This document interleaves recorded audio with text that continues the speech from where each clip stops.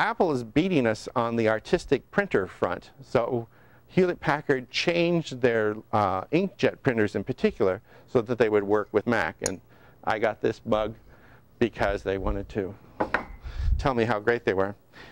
Once upon a time, there was Mac Week, which was a weekly newsletter, printed newsletter that they would mail to you with all kinds of Mac news. And if you gave them a tip, they gave you a mug. And I actually have 4 or 5 of these. And another Washington apple pie mug. I'm giving these away today because I don't need them. But I wanted to tell you about that because you kind of have a history of computing in ceramic there. Most of Apple's competitors don't exist anymore. When Apple started in 1977, they were founded in 1976, but the Apple II came out in 1977. Most people said that they were going to get stomped by Commodore. They were going to be stomped by Digital Equipment Corporation, which was going to go into the PC industry. They were going to get stomped by Kromemco. How many of you have heard of Kromemco? Nobody's heard of Kromemco. Kromemco was the big mini computer business company once upon a time. They were going to get stomped by Calcomp. Calcomp stands for California Computer. Calcomp made plotters, and they were big in the arts world, and there was just no way that Apple was going to compete in the arts world with Calcomp. These companies don't exist anymore. But it was Kathleen and I, we gave away 60, 70 mugs recently that we had been given over the years from computer companies trying to promote their products. And most of them were things that didn't exist anymore. Like we had one from AST. AST made video cards. And they became very, very popular and started coming out with computers. And because of their fantastic video cards that they had in their PC computers, this was going to be the end of Apple. And I think AST went bankrupt like 6 months later. And I'm mentioning this because over the years, the technology has changed, and the way in which we get help has changed, and so has the computer industry itself.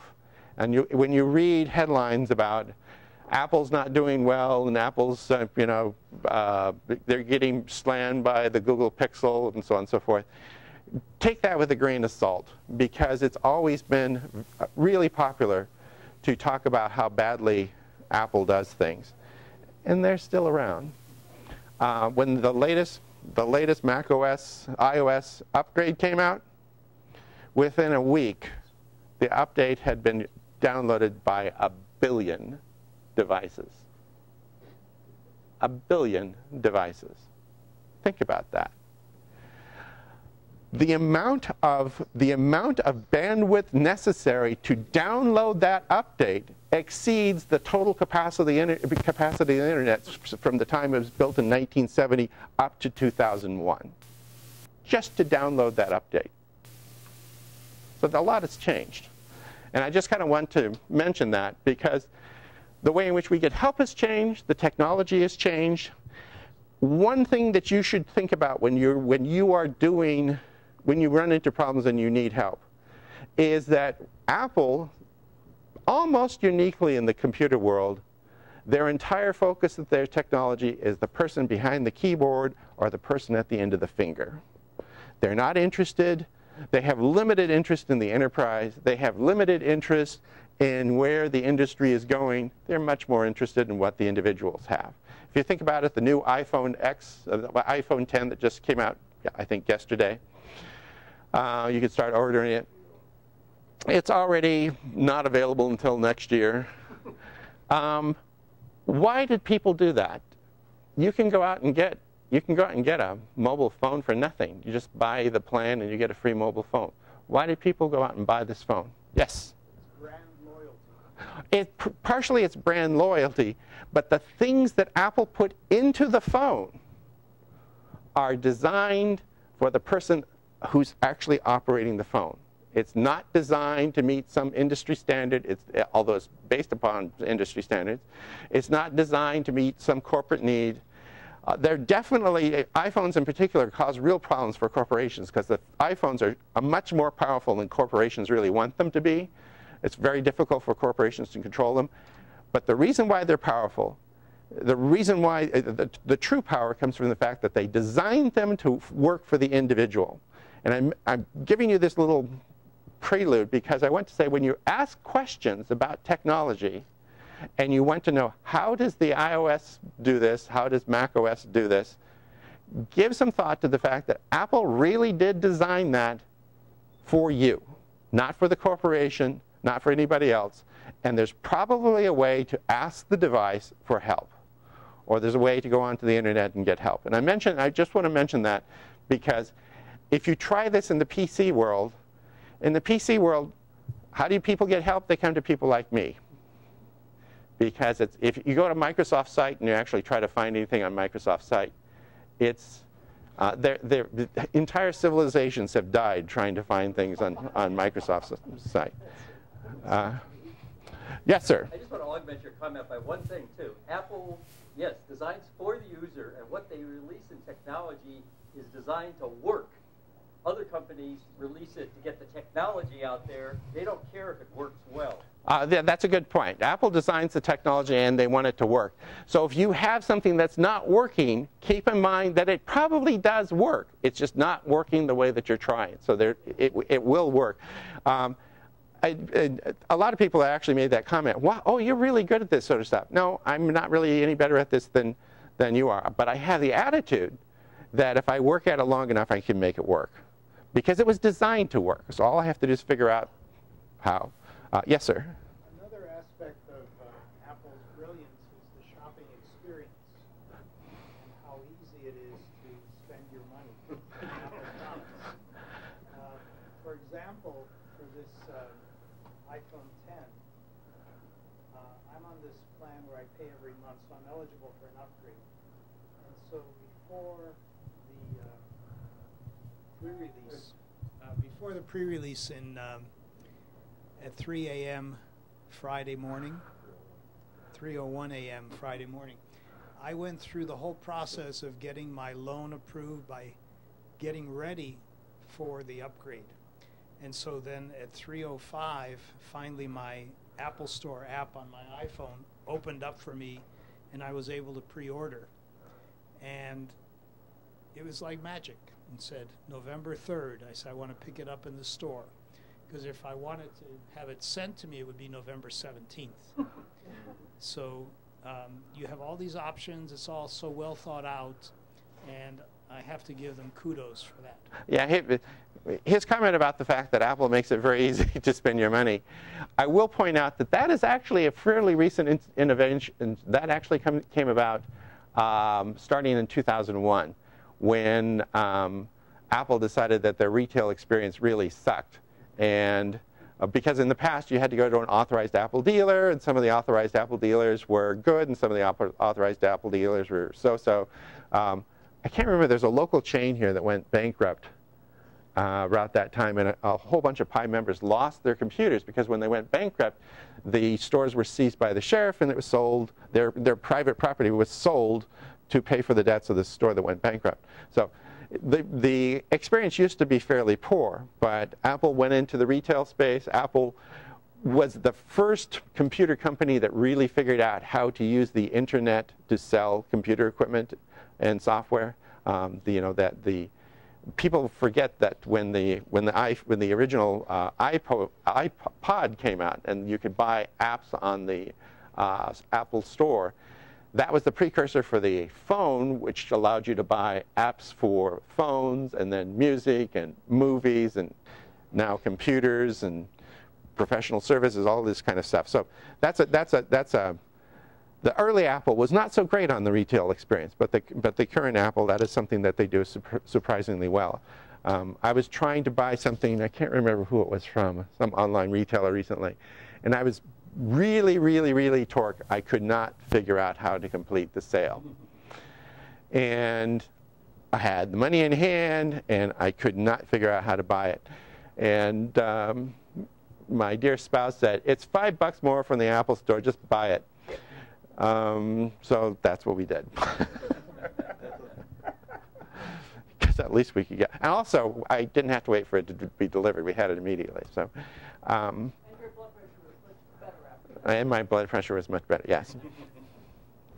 Okay, you've had my opening monologue that you didn't really ask for. Questions? Anybody have questions? Yes, sir.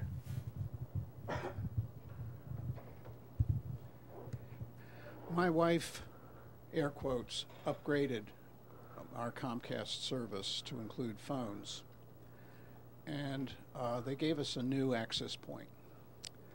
And I can't figure out how to assign static addresses on this access point that I want to be able to set, because the addresses seem to have been set by DHCP.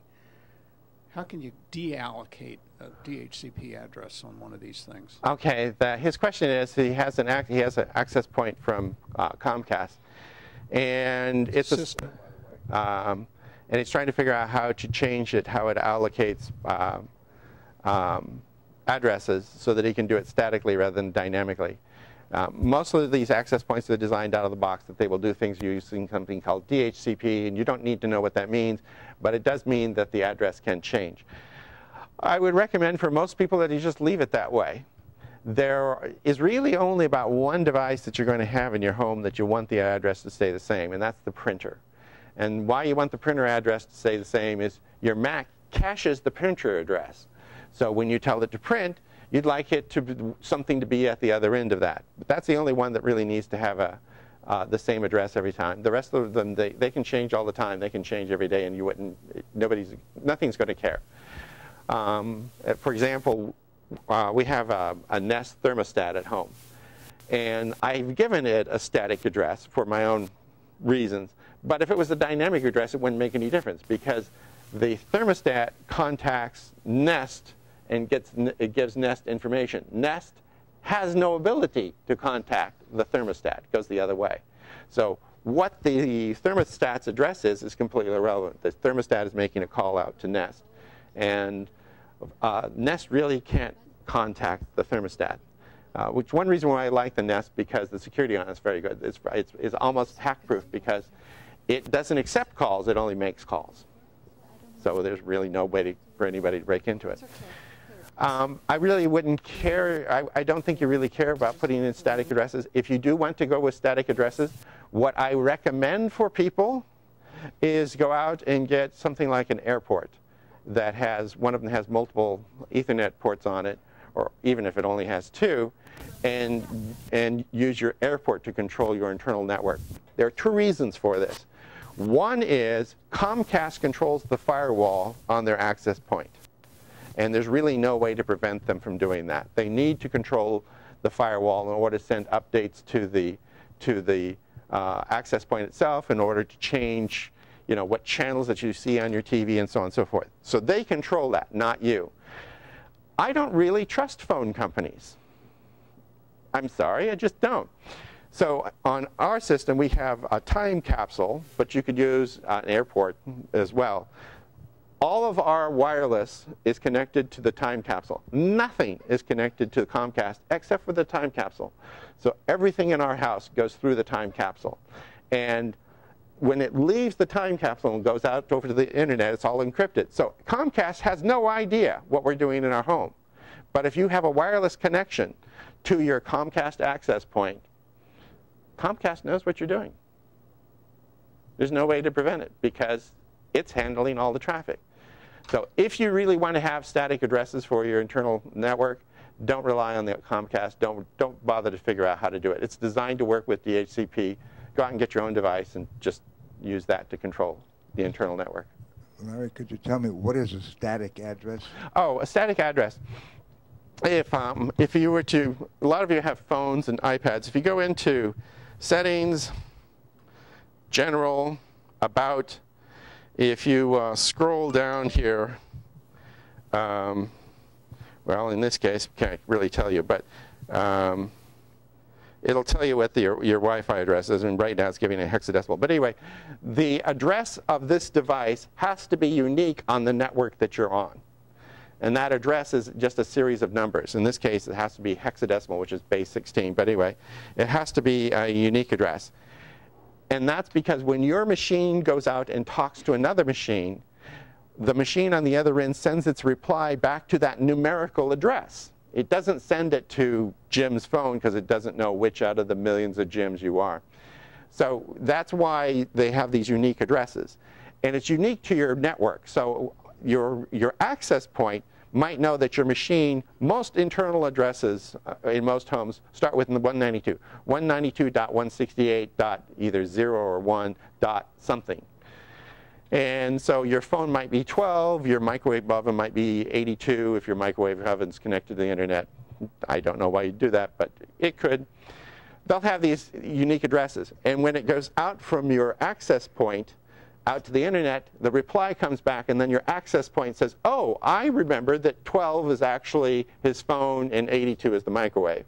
So it goes out, and it comes back to the same number. That's a dynamic address. If you have a power failure, all of the power in the house goes out, and it comes back up, the access point doesn't remember what those numbers are, so it just reassigns new numbers to everything. So your phone might now be 82, which used to be your microwave.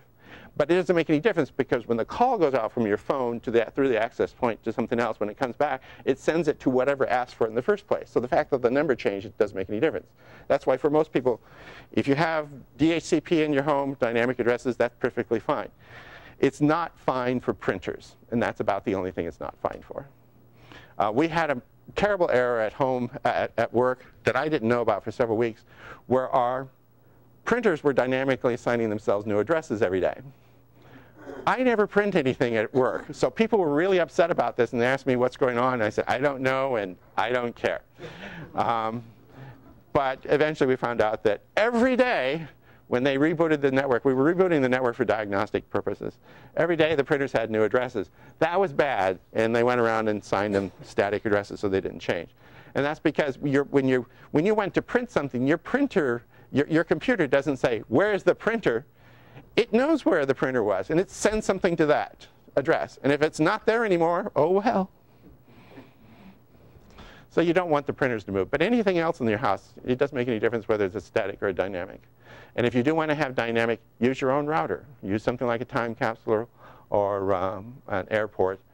And the reason why I mentioned specifically airports and time capsules, they have better security than most of the routers that you can go and buy at Best Buy. Also, you might have heard about this new Wi-Fi vulnerability. They're not vulnerable to that.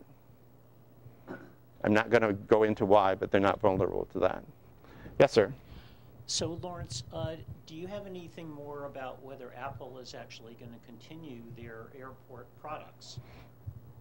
I know that John Thomason has been concerned about this and been talking about the fact that when they removed the team from development of their wireless products, that was a bad sign. But they temporarily removed the team from the Wi-Fi. They assigned them temporarily to the iPhone products, because basically if you're doing wireless technology, it doesn't make any difference if it's for a airport or for a phone. In terms of the programming is going to be very similar. So they temporarily moved the entire group that was working on wireless away from their airport products and assigned them to the iPhones. But that part in the organization still exists. They just need to move people back into it. So am I concerned? Not particularly. I'm also not concerned because there are other technologies out there that are really quite interesting. Larry he's installed a mesh system in his home. And I did not mention mesh systems because while it's really cool, it's also much more expensive than a time capsule. And figuring out how to set it up is, time capsule, you just turn the thing on. With a mesh system, you actually have to know a little bit more how to take advantage of it. But there are other technologies coming out to handle Wi-Fi. So I'm not really concerned that even if if the time capsules went away, I would be upset because it's how Kathleen backs up her computer. She's really terrible about backing up computers, and she's sitting right there, so it's not as if I'm talking about her behind her back. She is terrible. I went through recently through a machine when she was upgrading it. She had Norton Utilities from 1992. On her machine. So as she was migrating through the years, there was this piece of software that has not worked in 19 years on her computer. But with the time capsule, I don't care. The machine comes up, sees the time capsule, backs it up automatically. She doesn't have to pay any attention to it at all, which if you ask her, she's going to say that's the way technology should work. And coming up with, specifically coming up with a replacement for the time capsule, I haven't seen anything I like nearly as well. There are people out there that have bits and pieces, but usually have to have 2 or 3 pieces. So I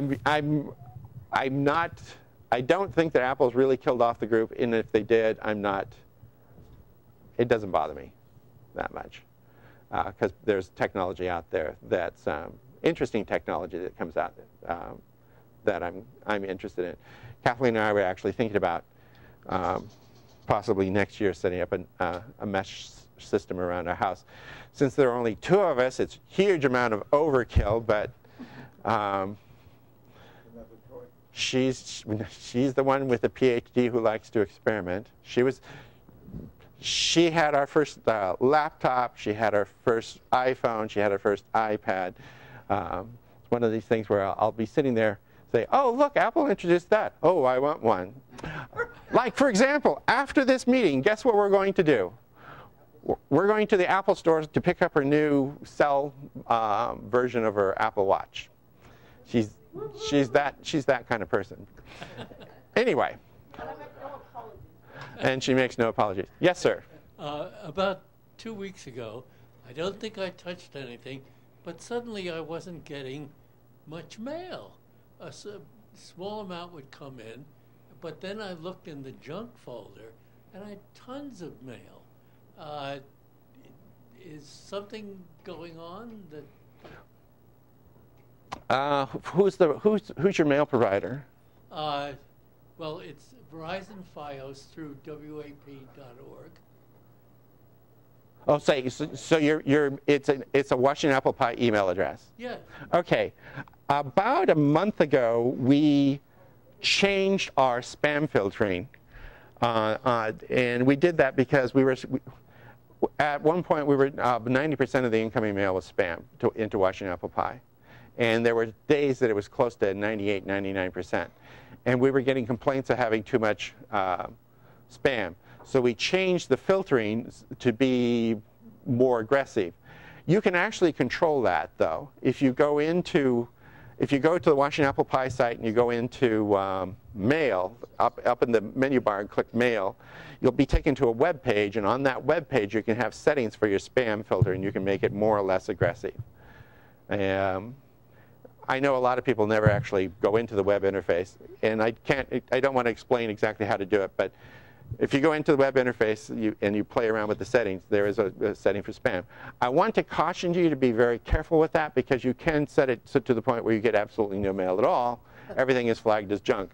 Or you could turn it off and you get a lot more mail than you've ever seen before if you want personal body enhancements, or if you want retirement income, just give the title of your home to these people and they'll provide you with retirement income. You'll get a lot more of that mail. So we did that about roughly a month ago. It shouldn't have affected you that drastically, though. I'm kind of surprised that it did. I will tell you that if you get a lot of mail that is forwarded, a lot of people, they will have mail, like for example, they have an old AOL mail account, and they don't want to go into AOL anymore, so they forward their mail into to the Washington Apple Pie mail. All forwarded mail immediately gets a higher rating on the spam scale than mail that comes to you directly. And the reason why is that that's a common spam technique, that somebody they'll mimic something and say, oh, Joe, you've got to look at this new blah. And so if it's forwarded mail, it immediately gets a higher spam score. And if it gets to a certain extent, it'll end up in your junk mail. So I would go in and just tweak it. And if you have questions about that, ask it on the TCS. But if you just go into the Washington Apple Pie site, up in the menu bar at the top, there's one for mail. Click on that. Is it under member services? I thought you could go directly to mail. No? All right.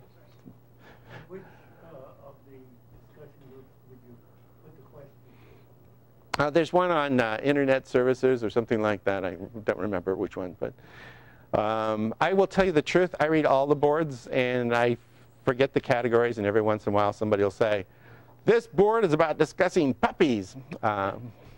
But I don't know if we have a puppies board, but we have one on cars. And recently somebody admonished me that talking about computerized cars was getting more towards computers and less about cars. Oh well. Question?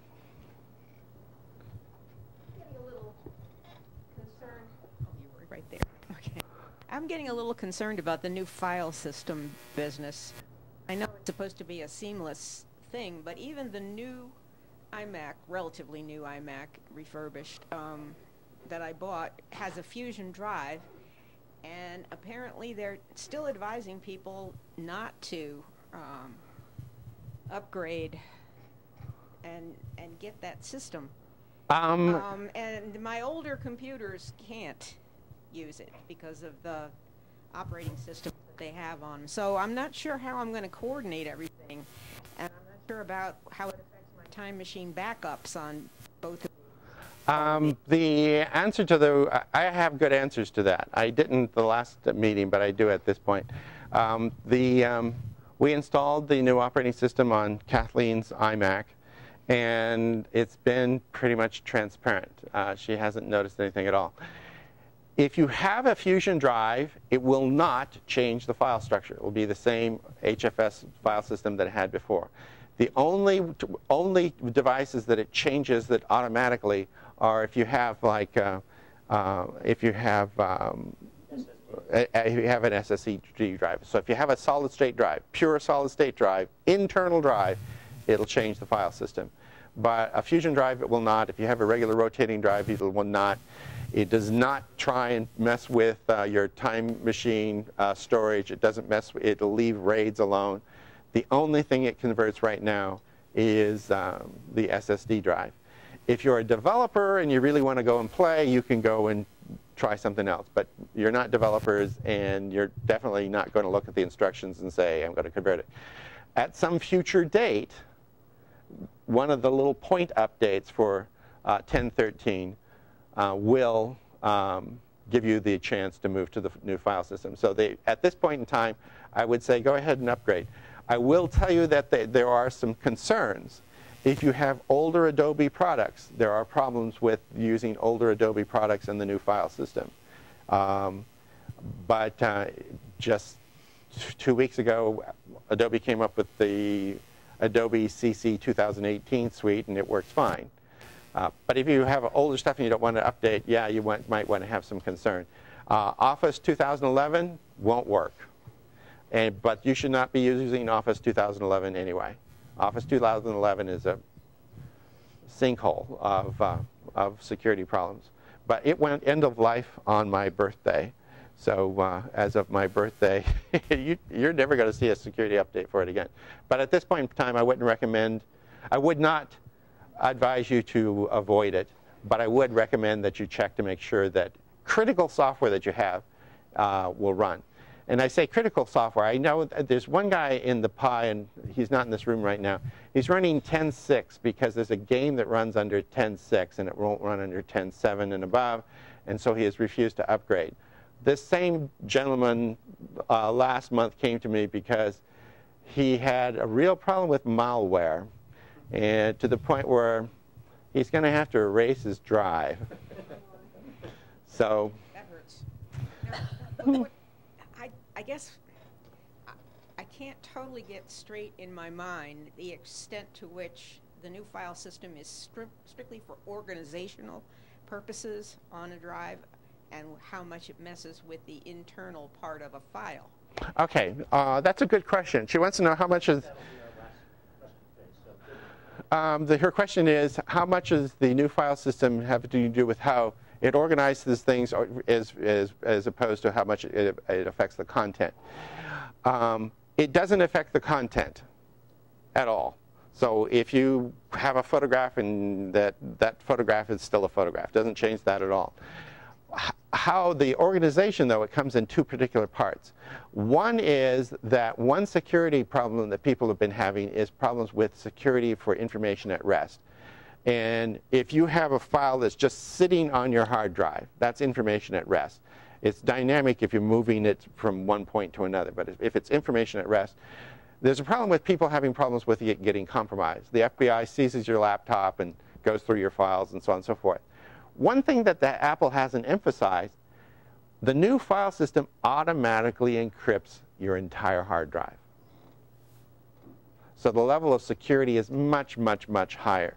But the other thing that it does is the way the Apple file system, currently the older one that existed prior to 10.13, the way it worked, if you told it to save a file, it just saved a file. It never bothered to check it if it actually worked. It would just save the file. The new one checks and has some redundancies in it, so it's actually it's saving it faster, it's saving it more securely, and it's also encrypting it. So it really is a tremendous advance. But in terms of the content of your files, it doesn't mess with that. Then why would it not work with some of those software programs you mentioned, like Office? Well, Office, the reason why it doesn't work with Office is Microsoft hasn't updated it. And the reason why it doesn't work with Adobe is Apple has guidelines. It says when you're writing a program, you save files on the computer this way, and you do various things this way. But for example, a very common, if you use Adobe products, Adobe made their own print preview screen. So if you went to print something, you don't use Apple's print preview, you use Adobe's. When Apple changed the operating system, that always breaks. Adobe could fix this by just using Apple's system calls. But no, Adobe doesn't. They use the same system calls they use on the PC. So that's why you have problems with Adobe. Usually, Photoshop still works. It's just that when you try to do certain things like preview, it doesn't work. So that's why you want to be a little bit cautious with Microsoft and Adobe. And really, at this point in time, those are the two big offenders when it comes to not writing Mac software correctly, Microsoft and Adobe. Lawrence, any last words? Yeah, thank you. and also, get a cup or a book.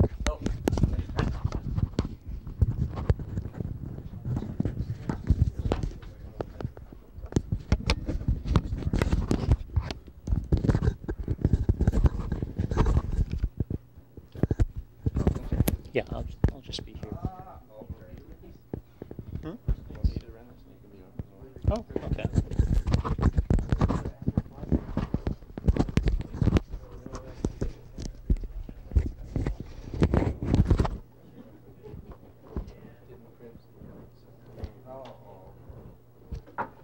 Oh, go to the next one. Actually, maybe it's better for me to just Okay. do it. This is a mark of how prepared or not.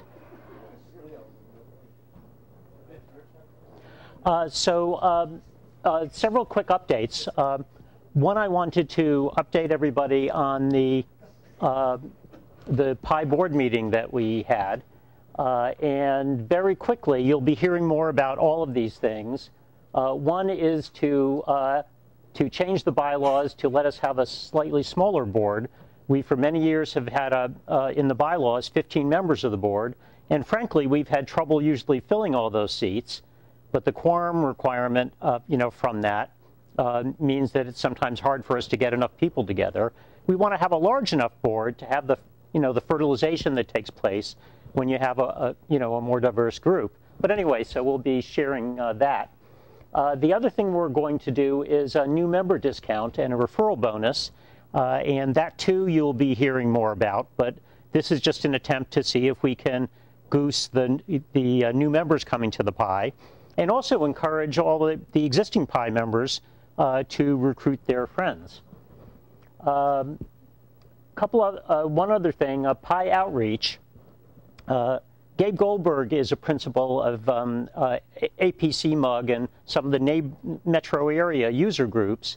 And he came to our board meeting, and two of the outreach things, one came up from Apple's announcement that they're now going to bulk up the community orientation of their Apple stores.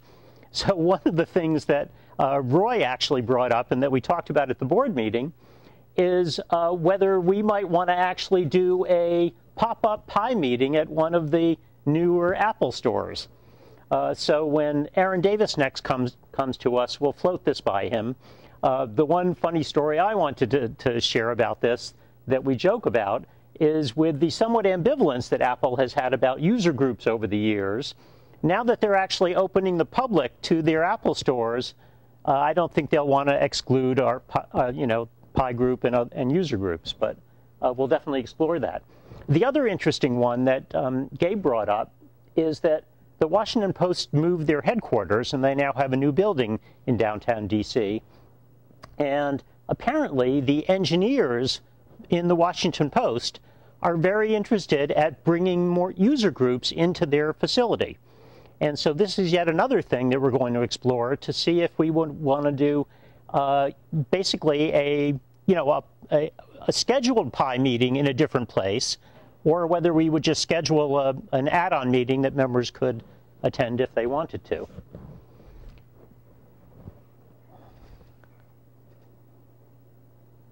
Oops. So upcoming schedule. Next Saturday, we have a Clubhouse Saturday at our Cedar Lane space. The second Thursday is our afternoon learners. And for the first time at one of our afternoon learners group, Aaron Davis is going to come to talk. And this all came out of him coming to the last meeting that was on a holiday that some people couldn't come, and offered to come back.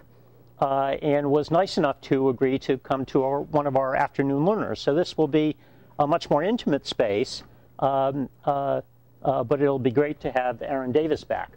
Our general meeting for November is earlier in the month because of the Thanksgiving holiday, and Lawrence has very nicely agreed to give us a wonderful presentation of user groups then and now. So that'll be a lot of fun.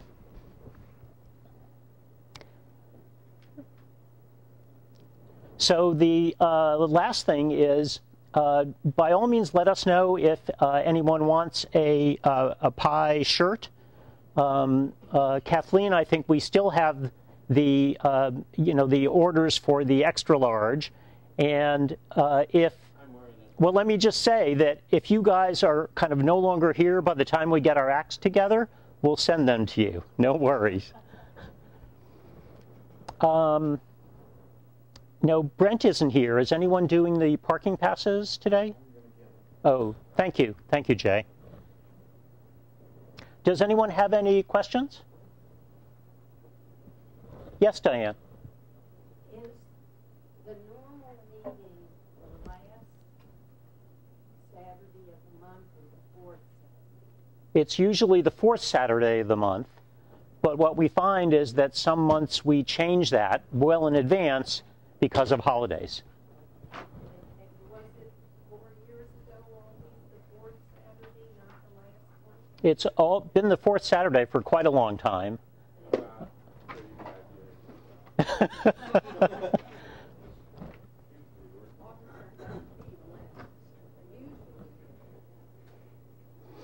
Okay, so everybody please approach Jay for the parking passes.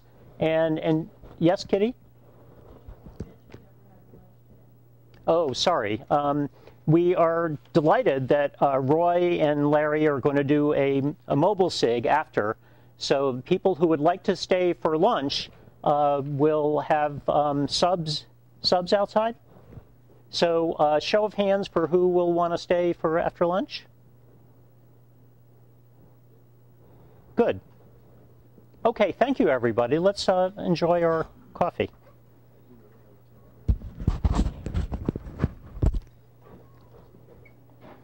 I took the wrong one off.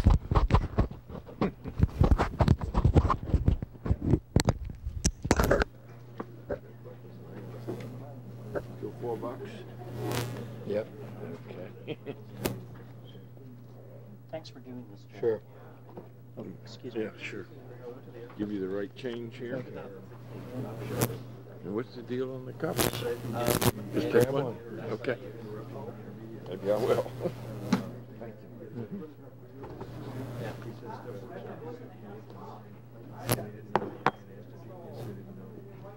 You install it on the internet. You buy it. It's just going to be hard. It's got to go to the website. You download it and install it.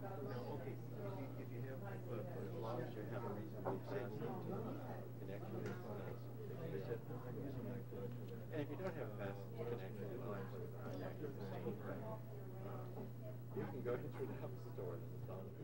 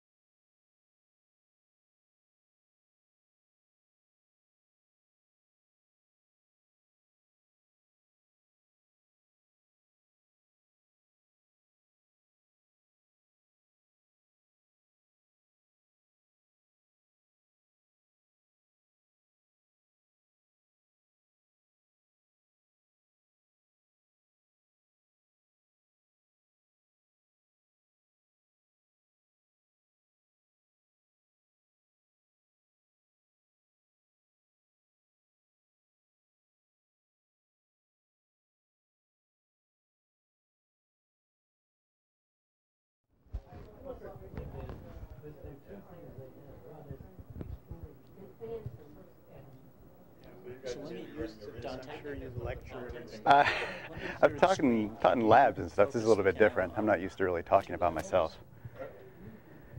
It's a little. We'll ask you questions. Okay.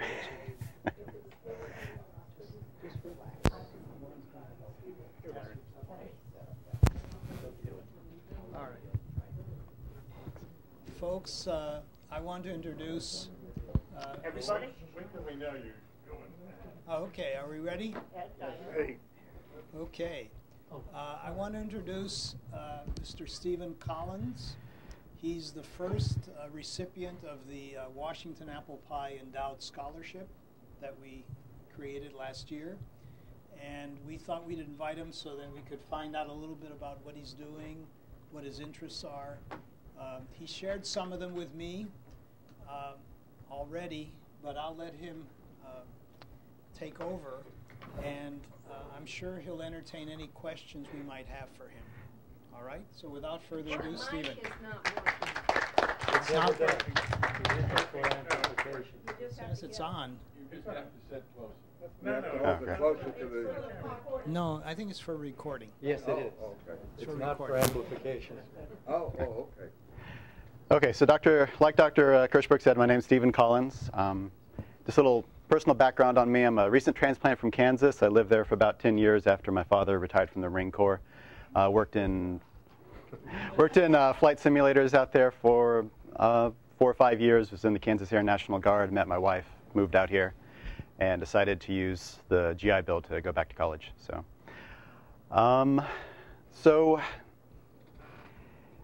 as far as my experience at college, I started off at Nova before coming to George Mason, and transferred here after about 2 years. Took the introductory C programming class, and ended up being invited to be a teaching assistant.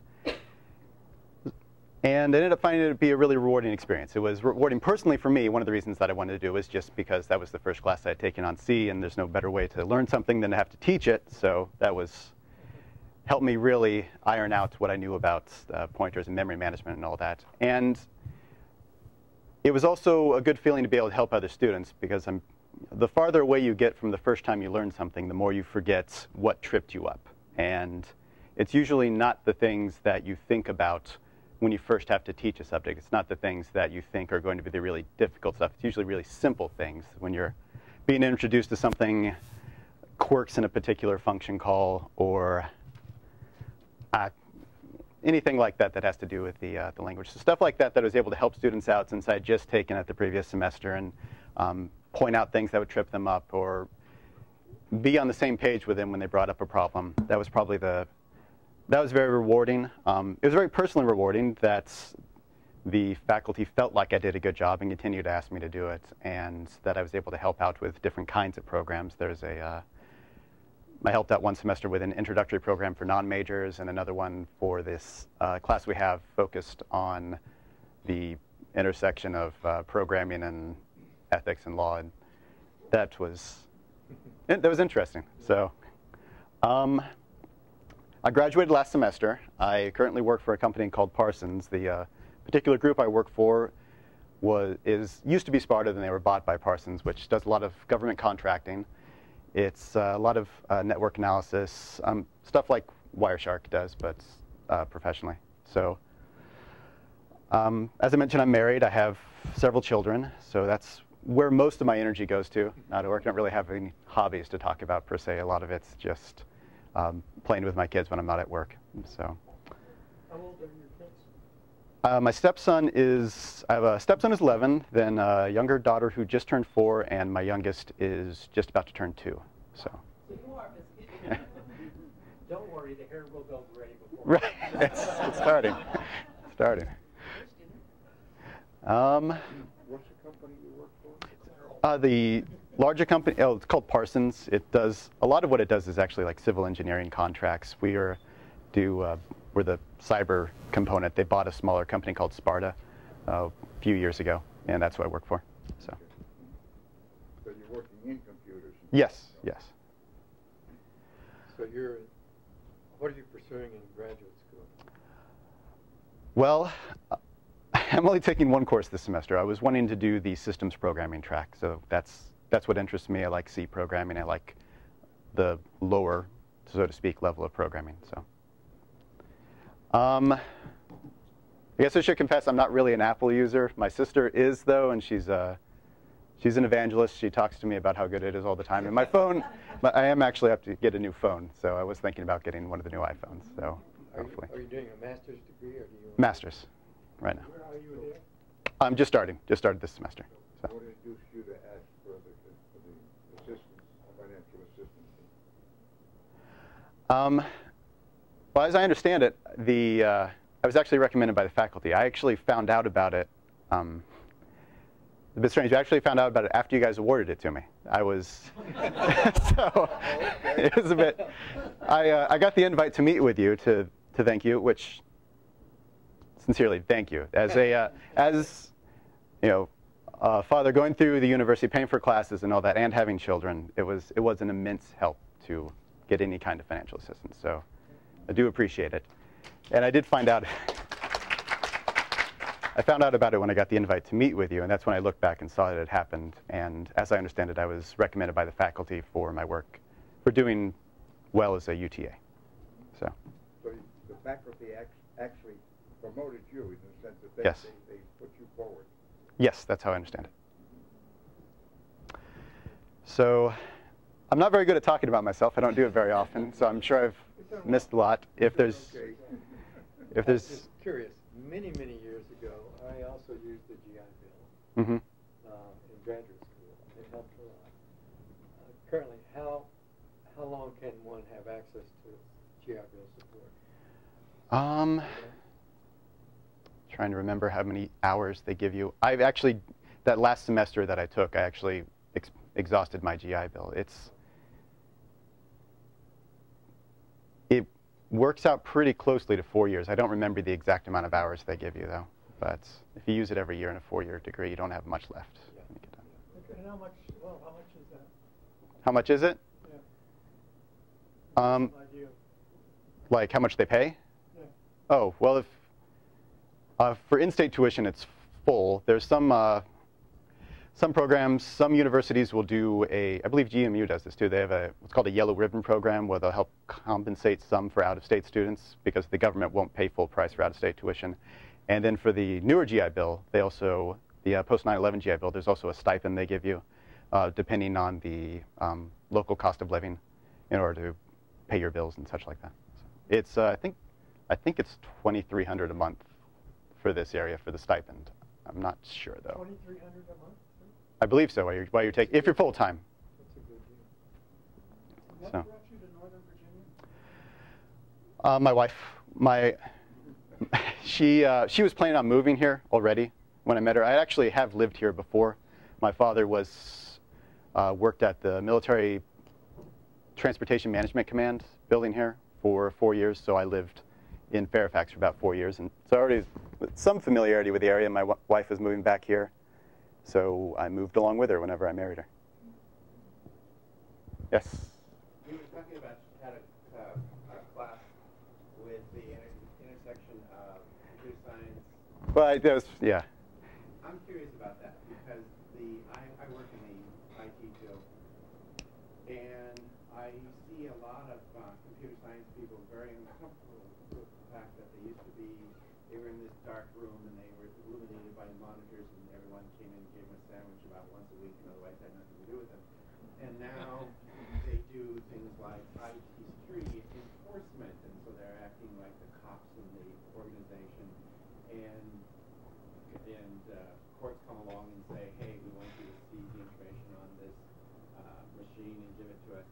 And they're uncomfortable with that. So I'm curious, was that the kind of stuff that you discussed in that class? And what do you think of that? Well, I thought it was an interesting class. I think maybe for a major who doesn't have more varied interests, it might not be that interesting. But I thought it's the university synergy class. So a lot of what we did was every week there'd be a few landmark court cases that might cover just more general things like freedom of speech. But there were also things that covered maybe the Napster case or something like intellectual property. So it's kind of landmark cases that might relate to computer science study, and some things I think related to, I guess what you're talking about, the security aspect of it. But it was that kind of thing. It was meant to be a mix of writing, studying relevant legal cases, studying very high level, or from a high level, studying from a high level ethical principles, and trying to see how they all mix together. That I enjoyed the class, but it's. I'm sorry. What did you think of What do I think of it?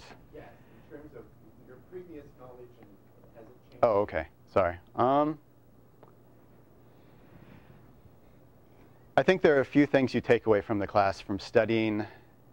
I think just being exposed to the legal opinions and having to read how judges reason through their application of law did change the way I think about things, because it did make me more interested, and I think it does make it easier to understand ongoing cases like the case between Google and Oracle and stuff like that, if you're able to understand what kinds of things the courts care about and what kinds of things the courts don't care about. Because if you just approach it without that knowledge, then there's a lot of things that you might care about in a regular conversation that don't matter at all in a legal proceeding. So I thought that was useful.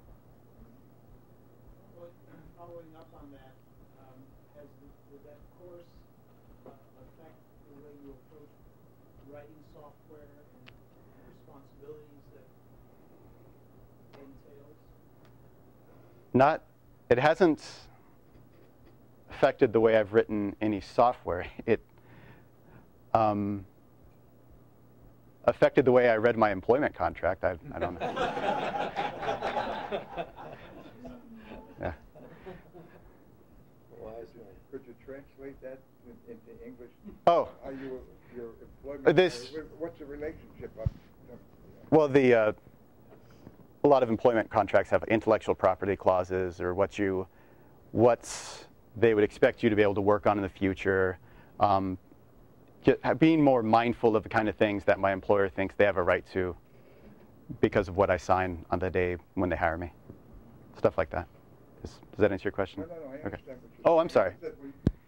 Basically, if I understand what you're saying is when you leave the company, they don't want you to take anything and use anything that right. compete with them. Sure. Against them. Sure.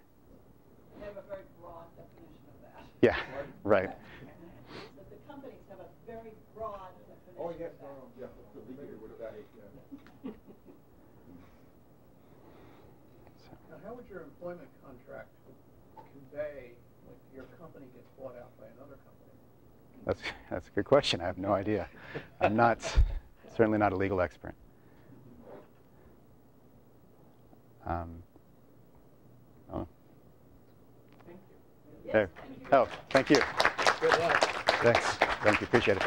So we expect all A+ grades. Right. Hopefully I'll keep it up. Yes.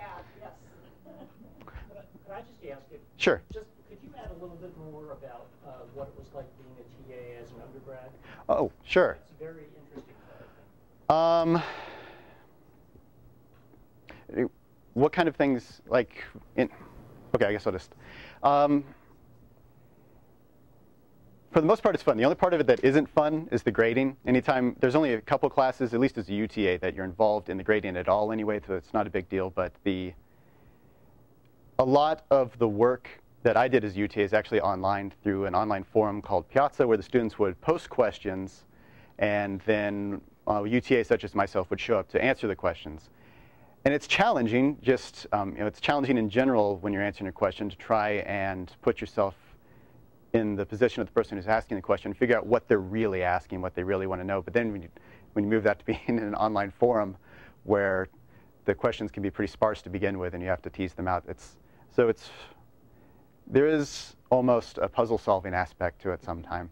And when you're able to figure out what they want and help them, it's very rewarding. Most students, because you are a student too, there is some camaraderie with the students you're helping, and the fact that you're another student and you're helping them do well in their classes, they do appreciate that a lot. So that's. Would that online forum be 24/7 or twice a week on Wednesday at 3? Well, usually it was broken out into shifts, but it ended up being pretty informal. The questions can be posted at any hour, and usually more questions at late hours right before the due date. But the You would be available at a specific time twice a week? the way no, we didn't all sign in. There was TAs were right. 5 people we don't know, right? Right. In a lab. Yes, we did that too. There were labs where we'd work with the students in person, and then they'd have questions later on. But the system that's normally set up is we'll be given a schedule at the beginning of the semester and told that I think it's usually a 12-hour period as ours, but you're not expected to be logged in constantly. You're expected to check it every hour or so, or if you get a notification over email or something that's a question, you can log in and answer it, something like that. So it isn't meant to be 24/7 monitoring, but at least my experience was that the system that gets set up at the beginning of the semester tends to kind of break down by the end of the semester. So, yes? Could you talk about the platform that you mentioned that you used for this? Piazza? Oh, sure. It's okay. It's just an online forum where the students would log in, associate themselves. Is it web-based? Yeah, it's web-based. They would associate themselves with the class, and then the instructor. Some instructors used it almost exclusively for their class. Some used it in conjunction with the regular Blackboard set up for the university. But the instructors could publish content, publish assignments, and the students could publish a question, tag it with an assignment or a project or something like that. And then there'd be a separate login for instructors. We'd have a separate privilege so that, say, students could post a question anonymously if they were nervous about the question, or they could post a question privately if they wanted to ask about code, since we didn't want them sharing code with other students. And then the instructor could log in and answer their question, or delete it, or do whatever they needed to do with it. So it works really well. It works, in my opinion, a lot better than Blackboard. It's a lot easier to have that single resource of common questions that you can refer repeat questions to, or just to have as a resource for explaining future problems. And also to provide students with a way of asking questions about their particular assignment in private without having to worry about whether they're breaking the honor system or something like that. Does it allow audio or video interactions, or not so much? There is a large menu of options for each question. I never fully explored it, so I couldn't answer that for sure. But there's a lot of options for the questions. Does anybody have any other questions? Thanks so much for coming to the class. Oh, thanks for having me.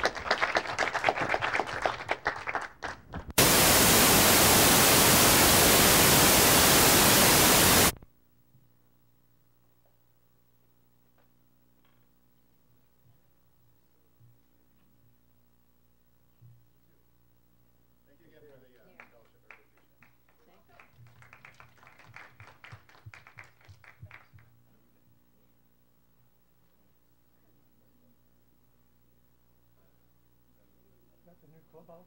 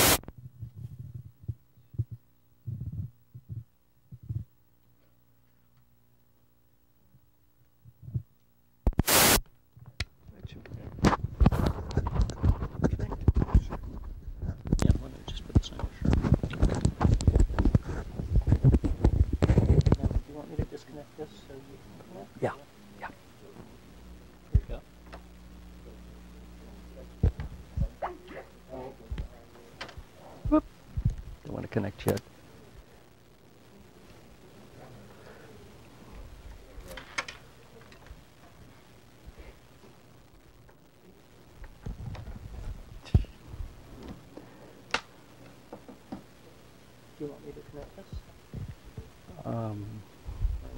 Not yet. I'm trying to get the...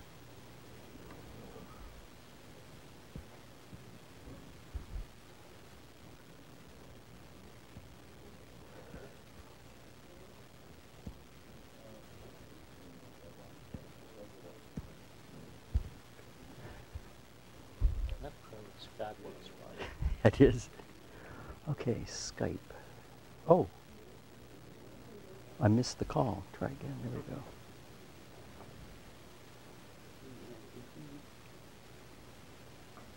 No, we're just waiting to connect.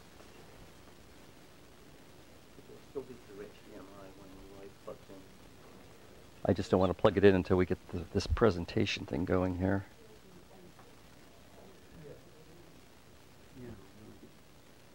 Don't want the camera to turn off either. Oh. Yes. Okay. We are connecting you up to the video screen, and then I will switch over to the keynote. Ken. Hey, Jonathan, how are you? Ken Goldman is back. Welcome to the group. You are on the screen. Okay, I want you to see my New Hampshire, Ossipee, New Hampshire T-shirt. Hold on, we have to do the sound And my also. official New Hampshire mug, which has a moose on it. And greetings from Portsmouth, New Hampshire. Okay. Very Okay, are you ready for me to go into the Dale, where's the keynote? sound? ready for the keynote, yes. Okay. It's through HDMI, so it ought to be on this. Okay, it says starting slideshow right now. Yeah, hold on just a second, Ken. Well, it'll wait for you, I say. It's on it's on the screen. How is Candio? It's definitely HDMI. Shouldn't this be? Okay. Shouldn't this hear him?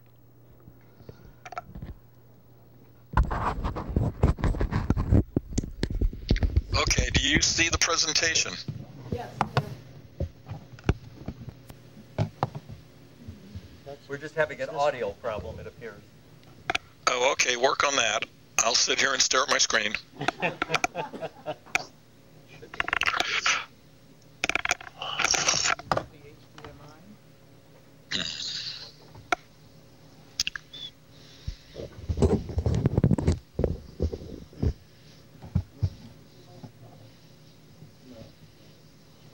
We have the microphone. I have the microphone connected to the pad, or near the pad, so it should be coming through. No, this is not for the speakers. Oh, those speakers, yes. Do you have Dale there setting you straight? He's sitting.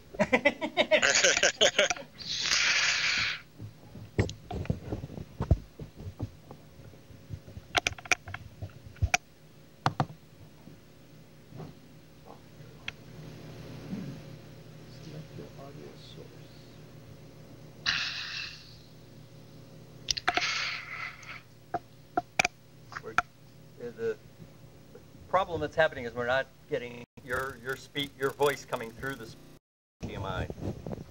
That's not good. Well, go into setup for Skype and make sure under preferences, make sure that is the speaker for Skype. I'm not that. Oh. Where are your settings? You go to it's preferences. You click on Skype. I have to get at. Oh. There's preferences. I guess it's under the Skype thing in the top bar, and then there's like an audio video preference, and you have to make sure that it knows that that's the audio preference. Speaker. Oh, Skype. No. Shall we hook up a computer and bring up Skype? Why don't you use Okay, we're going to try an alternate connection. So, Okay, so do I need to hang up Skype or? probably. But stay on. We like your face. Okay, that's what you're seeing right now? Oh yeah. Oh, okay. Hi, everyone. Connected to the iPad. So we're Okay. We're going to change the connection to the laptop. this is a surprise lesson in using Skype, which I am not familiar with. So. It's like everything else. Once you know how to use it, it's very easy. But I'm plugged. What Ken's going to be using is a feature that I didn't know about, but Keynote, Apple Keynote, has a live presentation.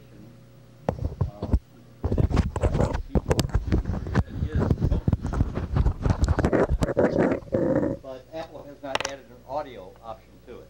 Check that today. You have to have an audio coming from somewhere else currently. So you can do your presentation. Yeah, now we have. But it was geared for user groups and companies and things like that that had like a conference call. So we should get the speakers. Okay, so did you adjust the Skype preferences? We have you. You are coming through loud and clear. No sound too much. All right, folks. Sorry about that. Let's just hope that came through on the broadcast. Well, okay, do you need me to do a long count to just...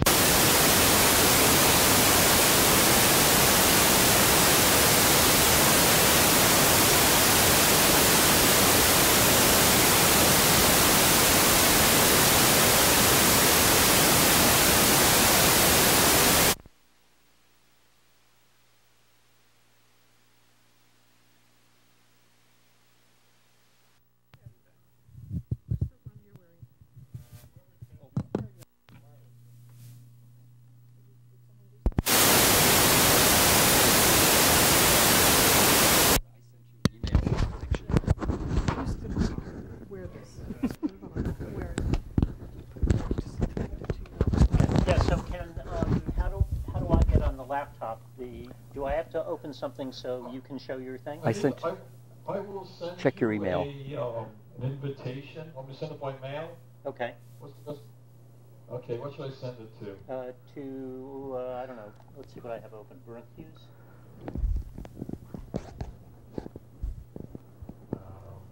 Just give me an email address and I'll send you a link. Jonathan at burnhughes.net. Jonathan at Burnhughes. Is that how you spell it, Jonathan? BERNTHEWS. Okay, that's the one that came up with. Yep. All right. Okay, so I am sending you a link. It went out. So look for that. So anyway, Ken, how's it been doing a reverse commute or change to a colder climate? Well, it's really been pretty warm so far. Is this your bet about climate change, Ken? Is that what it really is? Well, it's been down warm up here, so, the climate may be changing. Okay, did you receive the email? Not yet. Not yet. There we are. Okay. Because over here I'm starting the slideshow, so hopefully you can just join it. It takes a couple, okay, it's up on my screen. There we go. So do I open it with my Keynote? No, just click on that link I sent you. Yeah, I did. It's there. And it gives me... Yeah, now Ken, you need to start, because it's waiting for you. Started. I'm looking at it. Let me try it again. Okay. Should be able to expand that to full screen. Play. It says no viewers have joined. Did you click on the link? Oh, one viewer has joined. There's the full screen. Here we go. I'm clicking play. Play on Keynote Live. Okay. There we go. Slideshow. Wow. Now we got the big picture. Okay, now one thing to keep in mind. Okay, do you see it? Yes. Full screen. Okay, I can't point with this. So if something needs to be pointed, so Roy is going to be my surrogate and point to stuff. Okay. Okay. So how do I judge the photos? A lot of this is based on what I learned from many years of competitions at the North Bethesda Camera Club. So first of all, adherence to category. there were some pictures that I felt were not in the proper category, and I just moved them to another category. So if you don't see one of your photos show up where you think it will show up later. Then I looked at composition. How well was it composed? Was it, a good, strong image? What was this? What was the subject? A lot of times it's not clear what's the subject. And then technical factors. Is it sharp? Is it straight? And there's some other factors we'll discuss in a minute. And the bottom thing here is really important. These are my subjective comments. I looked at these and I judged them, based on what I know and probably some of my own prejudices. Somebody else would judge these very differently. Okay, so here's some general observations I got. The first one, there were a lot of blurry or out of focus images, and really blurry and out of focus images they're difficult on the eye. I said you shouldn't use them for competition, but you probably don't really want to show them to your friends either. Many of the images were cropped too close to the edges, where things were like almost at the edge, or they were actually cut off. And you need to give it a little more space to breathe, and you'll see this as we go through. Many of the photos have blown out highlights. That means there were a lot of very bright spots. When you have very bright areas, that tends to draw the viewer's eye, and people tend to ignore what's really the meat of the photo. So you really should fight against this, and there are tools in photos or other programs to tone these down. Another thing is beware of distracting elements in the edges of photos. These tend to be like leaves and branches and stuff like that, and they can easily be removed using the retouch tool in photos, and then there are similar tools in other programs. And then when cropping photos, you probably need to do more cropping. And this gets back to what's the subject of your photo. A lot of times, we take the photo, we know what story we're trying to tell, but we leave in too much stuff because we like it for whatever reason. And I'm as guilty of this as anyone else. So you probably need to crop in more. I'll talk about this as we go along. Post some stuff and going back to that, determine what story you're trying to tell with your photo, and whether or not somebody else who's not you and was not there when you took the photo will know what it is you're trying to tell. And then, again, I did move some photos because I felt they were in the wrong category, and I put them where I thought they should be. Okay, for awards, I loosely followed the model of the North Bethesda Camera Club, which is the competition I know best. The number of awards is roughly 30% of the number of entries in each category, and I rounded it up very loosely, actually to add more awards. And then I also added a Best in Show award. And so the awards are listed at the end of the comments for each of the categories, and then at the very end we have the Best in Show. So first is Novice, just a photo. We had 10 entries, and I gave 4 awards. And when I have 4 awards, it's first, second, third, and an honorable mention. Okay, first image. Okay, this is it's a nice sunset picture. I like the way the grass frames the setting sun, and actually, in this case, having the clump of grass on the left gives a little bit of balance to the photo. Unfortunately, most of the photo is out of focus. This is probably due to the fact it was taken in low light using an iPhone. And so that deters. Also, the horizon is very close to the center, which is something you really want to avoid if you can. And it would have been better, actually, to have tilted the camera up a little bit and included a little bit less grass and a little more sky. And finally, I'm just noticing now the horizon is also not quite straight, and you want to straighten that out. And again, there are tools and photos and other programs that will do that for you. Okay, I really like this photo a lot. This photo, the composition is excellent. Having both the sun and the moon at the same time works nicely. The corona around the sun is beautiful. You have nice colors. The clouds look good. A little bit of grass in the front gives you a little bit of perspective, reflection of the water, gives you a nice leading line going up to the sun. And since most of the important things in the image are the sky, the fact that you have the horizon line down low is good. And I really only have one little nitpick about this program, about this photo. If you look on the horizon line to the left, about halfway between the sun and the left edge, you see a little something sticking up there, maybe an oil derrick or a ship, or I don't know. And you can easily clone that out using the retouch tool in photos. But that's really very minor. Okay.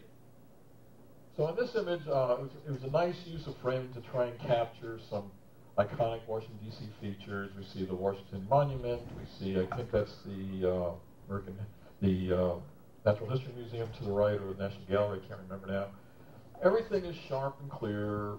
The cloudy sky is handled well. You can see some definition in the clouds rather than being all white, and that's all good. But for a photo like this to be successful, there are a couple of things that would need to be done differently. For one thing, the frame itself is not even. You have a lot on the top, not too much on the bottom. Those should have been evened out. Also, you have more on the left, on the right than you do on the left. And so the picture's a bit unbalanced. So it would have been better if it was framed better, if you moved over a little bit, so both the planters in the foreground were either both totally included or both cropped off about the same amount. Preferably if you could have stepped back a little and had them both framed totally in the picture. Let's see. And usually, you know, as I say, the monument is off to the side, and having it centered in this case might not have been a bad thing, though you know, usually you try not to make the chief feature right in the center. Okay, I call this a slice of life photo. It's a lot of interesting features in this picture. First of all, capturing all the swimmers in mid-dive is a really good catch. The various reflections in the pool add a nice dimension. And then you have a lot of other things going on that are, you know, work with it. You have the one official with a whistle in his mouth, and you have the woman standing there to his, to our right, holding a stopwatch. Over to the left, underneath the upraised arm, you see a swimmer watching, wrapped in a towel. It all makes for a really nice picture. As I say, there are two things that might make it slightly stronger.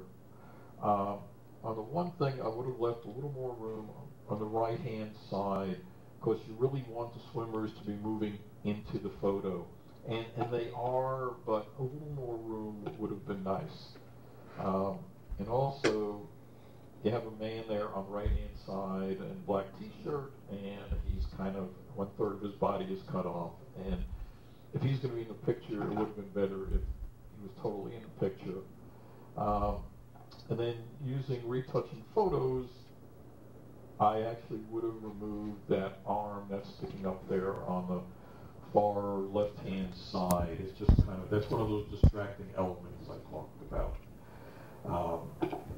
But overall, it's a very nice photo. Okay. As I say, what struck me first in this picture is things are nice and sharp, which is what you do in a low light picture like this. It's really nice. It's a nice composition. You have the sun off to one side, the horizon, rather than the center. The horizon is not running through the middle. The two boats are nice and sharp, and the sliding around the sun in the clouds is really quite dramatic. Two things that might make it a stronger image.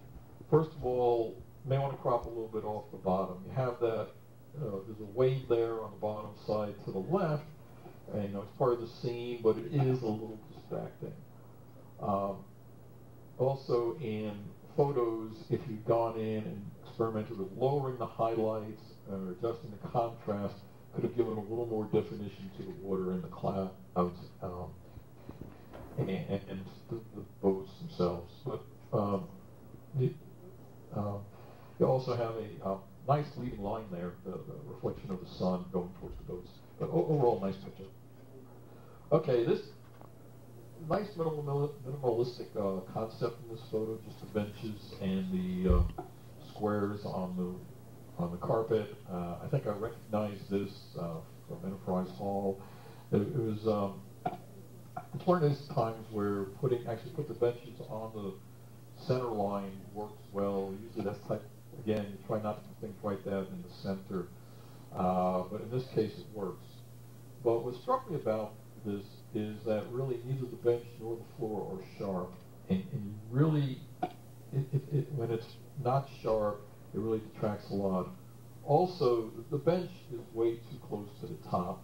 As I said before, you need to give some breathing room. This is almost touching it, and I would have moved the camera so you had a little more carpet towards the top of the image and move the bench down a little bit. Okay, I personally love shadow selfies. I take a lot of them myself. This one is nice and sharp and clear. The definition in the sand adds another dimension, makes it interesting. I think it would have been a stronger image, though, if you didn't have the foot standing in the middle of the shadow. I think it shifts the focus away from the shadow, really, to the foot. And so I would have, when I took the picture, I would move my foot back a little bit, and then maybe in line with the other foot, and then maybe crop a little off the bottom so you didn't see the feet and toes at all, and so that it really, the emphasis was on the shadow and on the sand and all the textures there, which are really quite lovely. This is a very simple, but also a very fun and whimsical photo. I really like it. It's obviously you have an umbrella and looking up at the sky. One of the things I really enjoyed in this picture is you look at the top cloud. To me, it looked like some sort of creature. You can see an eye there. It looks like it's getting ready to eat something. It's really quite fun. The only thing I would suggest in the way of improvements is the clouds towards the bottom are cut off a little bit. And again, really, if something's close to the edge, there should either be some separation or you should remove it. So you could have either cropped it out or probably maybe used a retouch tool to remove it. But overall, kind of a fun, interesting picture. This picture has a lot of light in it. It's very, it's really interesting. It looks to me as if it was shot through a screen door or a screen, which kind of gives it a painterly look, like it's on canvas, and that's really kind of neat. The birds, especially the two on the handlebars and the one on the bicycle seat, are a nice whimsical touch. Make it fun. And in some ways, they look like they're actually posing for the photo. Unfortunately, though, one of the things that really detracts from the photo is over on the left-hand side, and starting in the upper left-hand corner and moving almost on a diagonal to the ladder. It's very blown out, and it's very, very bright compared to the rest of the photo. And that kind of draws your attention away from the fun elements, which are the birds, and actually everything, the birds, the ladder, handrail. I would have gone into Photos or another program and used it to reduce the highlights on that a little bit, so that maybe even the contrast a bit, so that the birds would pop out and this big white area would not dominate the picture so much. Okay, the title of this one is Sad. I'm sad. And I guess, if we were a dead fish laying there, we'd be sad as well. Photo is well shot. Everything is clear. It's an interesting composition, and the lighting is, for the most part, pretty good. Two things I might suggest on this. First, the eye of the fish seems to be right in the center of the photo. And I think it would have been a little stronger if you'd moved your camera up a bit, shown a little more of the sad fish there, and move the eye a little bit down towards the bottom rather than having it in the middle. Also, the underside of that fish and that white area behind it is very bright. And again, this does tend to draw your attention away from the interesting thing, which is the eye and the frown on the fish. So again, I would have toned that down a bit to make it less distracting. Good. Okay, so here are my picks. First place, and by the way, I didn't know who took what photo until Roy added these names yesterday. So the first place is Girls Diving, and it's Diana King. Second place, also Diana King, was the two boats in the sunset. Third place, also Diana King. quite photographer, is the sunset and the moon. And then honorable mention goes to Nancy O'Sullivan for this really nice whimsical blue on blue photo. Okay.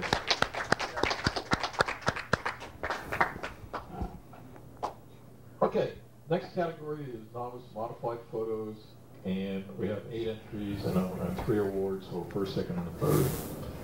Okay, what I've done here is in the upper left-hand corner, I show you the original photo, and then I have the modified photo, which is the larger photo to the right and bottom, so you can see what was done. Okay, so by cropping this, it becomes a nice panorama. Having the lighthouse on the left, on the right, I don't know my right from my left sometimes, is nice. It's balanced a bit by the open area and the rocks on the left. And usually open areas don't do that, but here it works very well.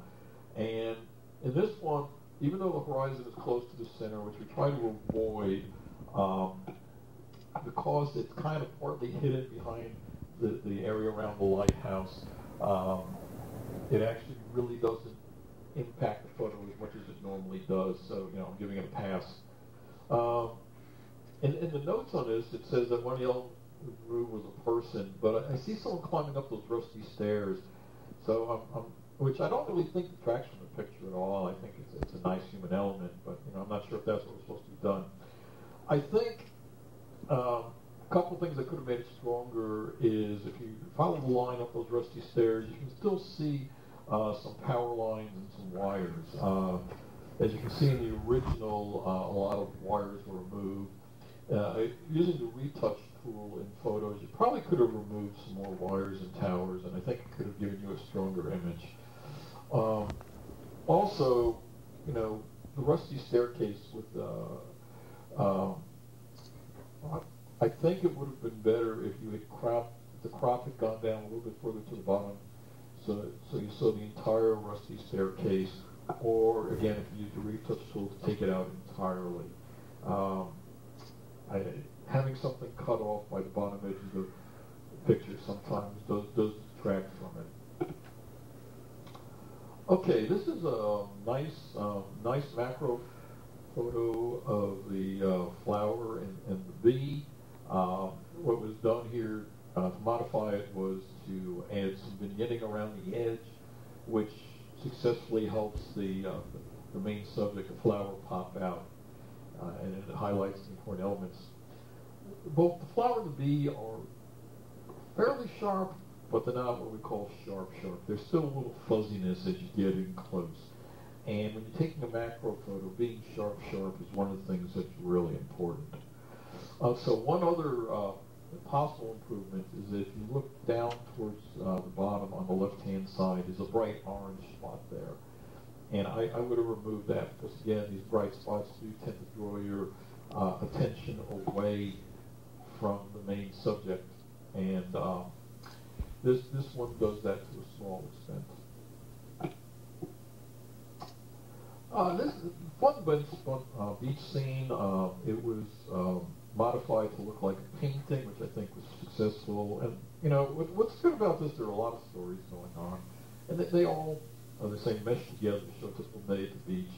We have the gull standing there on the signpost watching over all these people doing their various things. I think it would have been a better picture if you hadn't cut so much off the bottom. You have a group of people, in the grass over on the bottom right-hand side. I think if you'd gone down a little bit, you could have seen their entire bodies and their beach chairs and all. I think it would have been a stronger picture. Also, even though the post with the gull is a little bit off to the left, I think it would have been better if it had been moved a little more to the left, because it almost does give the impression of being in the center. So I think if you could have moved the camera a little bit, move that a little bit to the left, that would have worked better. And the last bit I have is, this is really just a bit. Above the horizon on the right-hand side, you see a dot. It's probably a gull or another bird. And at first, it looks like a sensor dot, or there's something wrong. I would have just taken it out. It's kind of a distracting element. But that's really just that's not a big deal.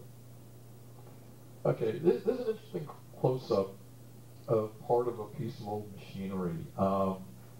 And you see in here you see some cobwebs, especially down to the bottom on the left-hand side, which gives it a feel of something that hasn't been used for a while and it's old and creaky. And it sets a somewhat somber mood of aging disuse. It's well composed and interesting to view. One issue I had with this, and I think this is one where it goes to personal preference and maybe prejudice a little bit, is I found the lighting jarring and variable. You go from these very bright areas to these very dark areas, and somehow that set a discordant note with me. I personally would have toned down the bright spots by adjusting the highlights down a little bit. I think this picture's a lot of fun. You got these two gators with these big red eyes, just staring at us, sitting there in the snow. I mean, how often do you see gators in the snow?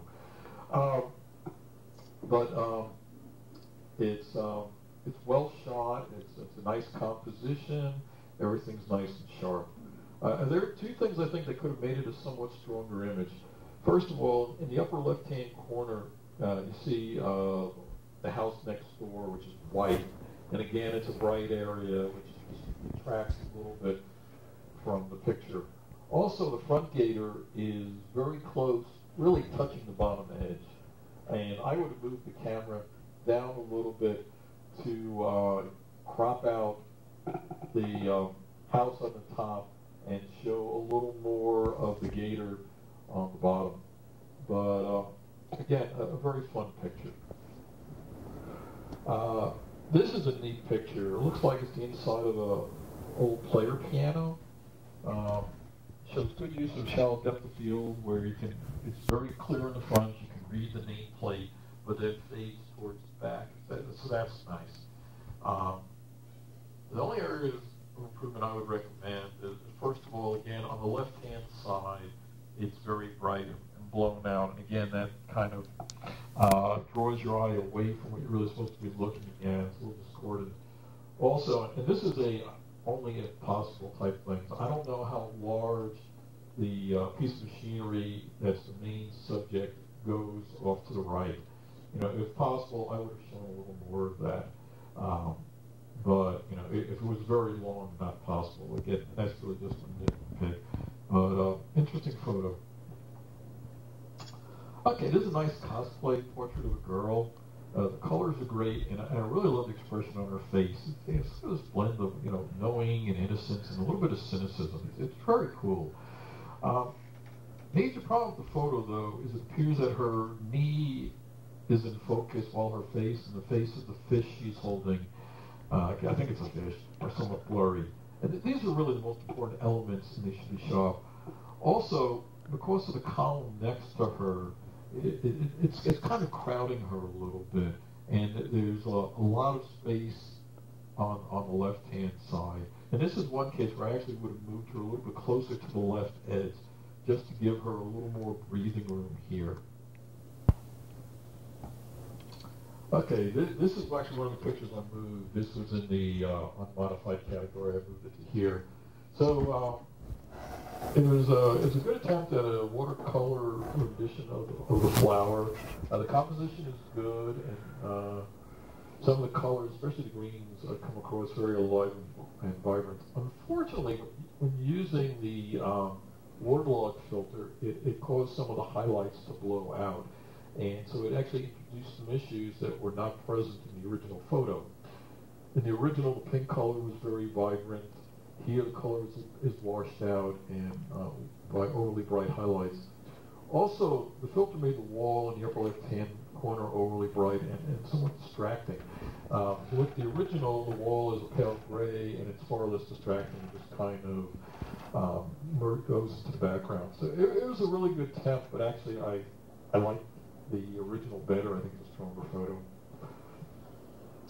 Okay, so here are our winners. First place, Jonathan Bernstein, with his nice picture of the piano with the lighthouse. Second place, Nancy O'Sullivan with the two Gators. And third place, Michael Benson with his fun beach scene.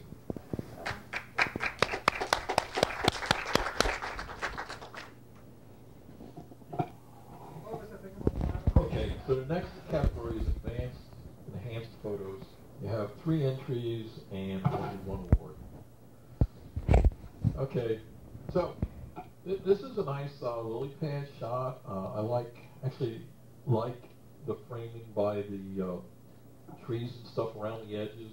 Normally I would call those distracting elements, but in this case I think it works well. The photo shot modification that was used really helped to make the colors and the lily pads pop. It gave it a little bit more vibrancy than we had before. My main problem with this picture is the lily pad at the very bottom. It's cut off and missing about 1/3 of it. And I would have either stepped back or moved the camera or something to include that entire lily pad. This picture is fun. It looks like a rickshaw strewn with flowers. And chrome filter was used, which helped make the colors pop a lot, and actually made the colors very vibrant. But the thing to keep in mind here is really the rickshaw is the main subject, and you really need to draw your attention to that. First of all, I would have included the entire rickshaw. You're cutting off the bottom of the front tire, and then at the top where the sign is, there are 2 flags that are cut off. So I would have stepped back a little bit to make sure I had the entire rickshaw in the picture. Also, one of the things this chrome filter did was it made the area to the right, especially the right corner, where you have some windows and people very bright. And this is somewhat distracting, and it does draw your eye away from the main subject. One suggestion would be to use the vignette adjustment in photos to darken these areas and lessen their impact somewhat. Okay, this image is well shot. It's good lighting and colors, and it's an interesting composition. But when I looked at the photo, I was really not sure what story was being told. What was I supposed to really be looking at? I'm sensing it was supposed to be just a sort of an overview of here people sitting out at the Mad Dog British pub. But what I found to be most interesting is the waitress who seems to have an attitude standing there a little bit to the left center. And I would have cropped this maybe as a square and included really just like everything from the Mad Dog sign over to the umbrella to the right of the waitress, or maybe even crop up in closer depending on how it looked, so that she was right there in your face. Because really, she is showing some attitude, and it's really interesting.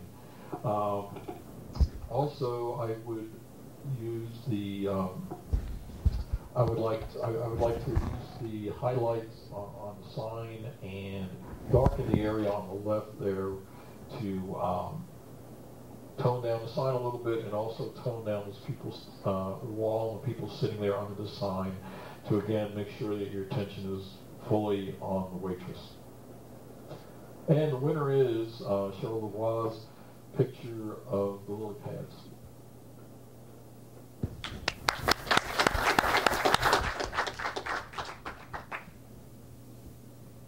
Okay, advanced monochrome photos. We had 2 entries here and 1 award. There were, I believe, 2 other photos, or there's 1 other photo in this, which I moved to another category because it was not shot with an iPhone. Okay, this is a very nice shot, and actually I think turning it to black and white worked well. It's sharp, it has an interesting subject, which I take to be the man on the lower right throwing the net.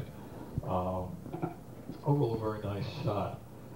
But really the interesting part and the main subject is the man throwing the net. And I think if you look at the final version, there's a lot of other stuff going on. And I really would have cropped in more to the man, taken off a bunch on the top, some on the bottom, and a lot on the left, just so you can actually see the man throwing the net. And also, if possible, I would try to brighten the area around the man a little bit, because the white net just pops right out, whereas the man, he's there, but he's a little bit dark.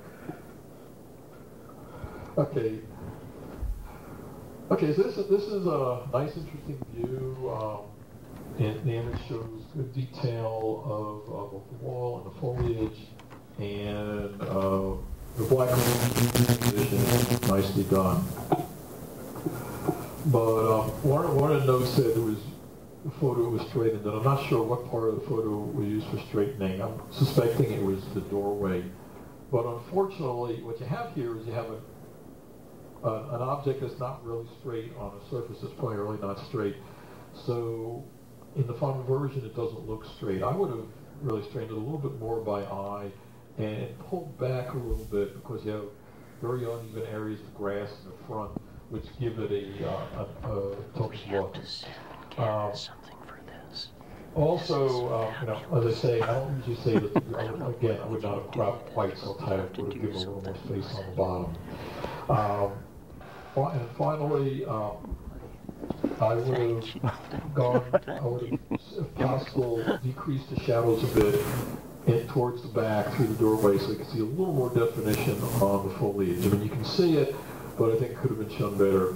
And just throwing in a personal opinion, I think the color image, if straightened a little bit, is a stronger image. I really like that one a little better, but that's just personal. And reasons for that are things like you can differentiate between the green foliage through the doorway and the brown behind it. And I think the rocks are a little more vibrant in color. But that's just personal preference, and had nothing to do with the judgment. And again, first place goes to Cheryl Lavoie for her picture of the man throwing the net.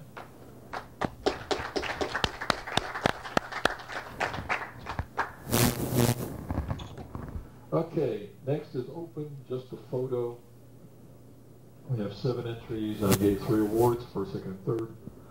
Okay, this I think is a beautiful image, and rendering it in black and white was very smart for a couple of reasons. For one thing, if you look closely, there is a house over to the left, and there are actually, if you look towards the top, there's some wires coming from like the top center going down to the right. But you have to look to see them. By doing it in black and white, they kind of disappear, and it helps you focus more on the more interesting elements, which are the trees, the snow, the little creek, and the falling down fence. And the creek actually is a nice part, because it gives you a curvy leading line drawing you into the picture. And again, it helps take your interest towards that part of the picture and away from the house, which again is not very visible. Overall, it's nice and sharp. The only possible criticism I can say is that towards the left on the bottom, that area for some reason is a little bit blurry, and so maybe cropping in a little more from the bottom would have eliminate that area, make the whole thing sharp. But that's really I think a minuscule issue, and I have to look close to see that. Okay, this is an interesting slice of life photo. Everything is sharp and clear. I like the composition, and the sky is beautiful, and I assume it's either early morning or early evening, or I guess it looks more like a sunrise and a sunset picture. But it's just very nice, very fun. The only thing I'd recommend here is on the bottom left-hand corner, you do see the hood of the car. And I hope the passenger was the one who took the photo.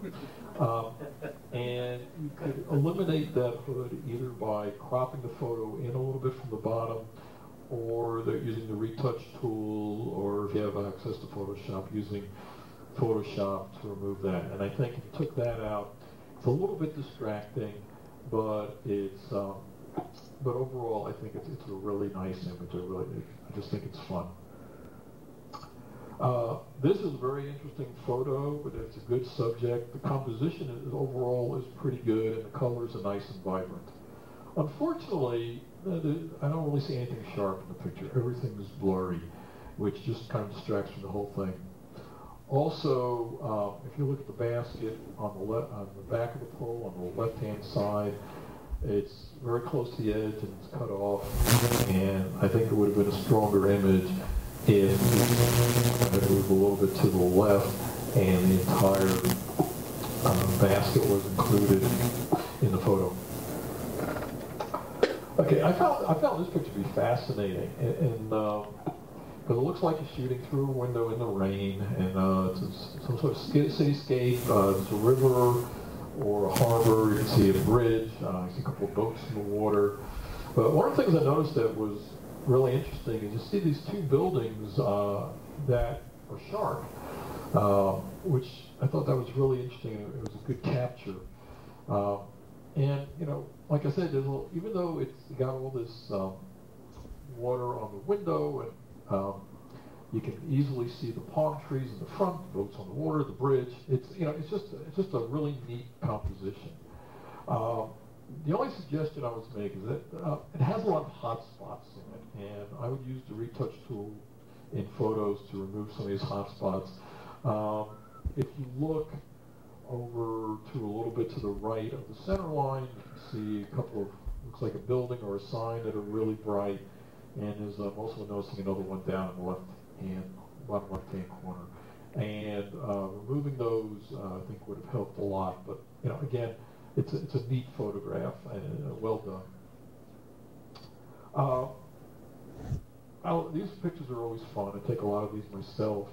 And even though they are common, what really makes this are the various faces on the subjects. And I really enjoy the woman sitting there on the right-hand side for handing the coffee cup, talking on the phone. She looks somewhat cynical of whatever the other person is saying, and I think that's kind of neat. Unfortunately, nothing in the image is sharp. Everything is blurry. And also, the cropping is very close to the woman on the phone on the right-hand side. Her head is almost touching the top. And I think it makes the picture feel a little claustrophobic. I looked at the original photo, and I could see the way it was shot. Her head was always close to the top, so it would have been something you really can't correct unless you're really good with Photoshop.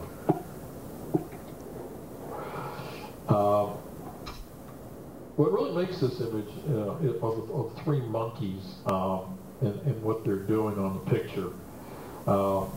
Overall, the picture is sharp and clear. The lighting is good, really no hot spots or anything, and the colors are good. But since the monkeys will make this interesting picture, I would have focused more on them.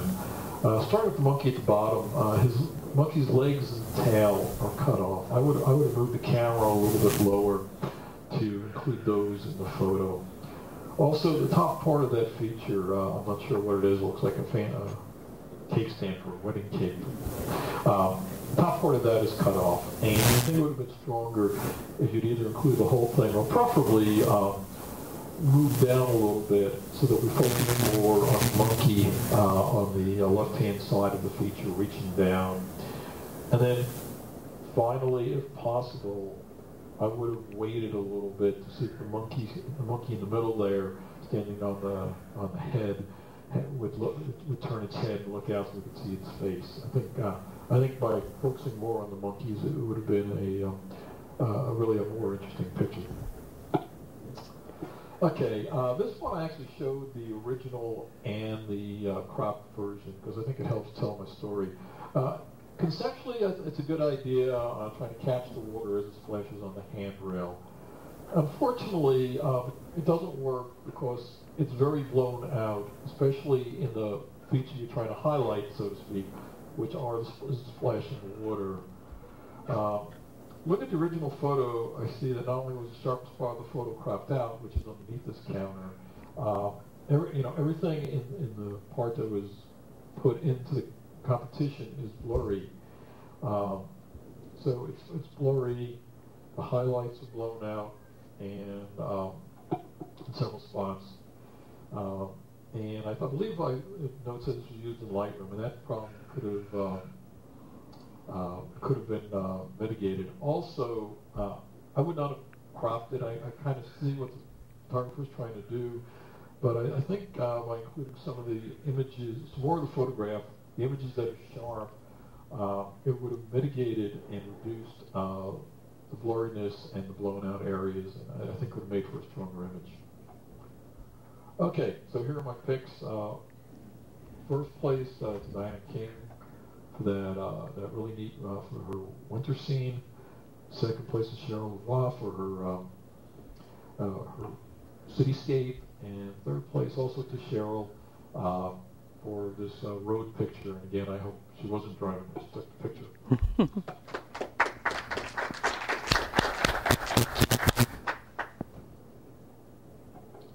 Okay, I believe this is our last category, open modified photos. We have 12 entries, and I gave 4 awards. So we'll have a first, second, third, and a honorable mention. Okay, so in these pictures, again, I'm including both the original in the upper left-hand corner and the modified version underneath it. So the name of this one was different, and what was different was you have, I think they're gulls, but I'm not sure. I don't think so. I don't know. It doesn't look right. They have orange beaks. We have the white birds, and then there's a cormorant up on the top, up towards the top left-hand side. So that's the different. Photoshop was used to clone in another bird. If you look at the original, there's no bird on the first pile. And in the final, you have a bird on the pile.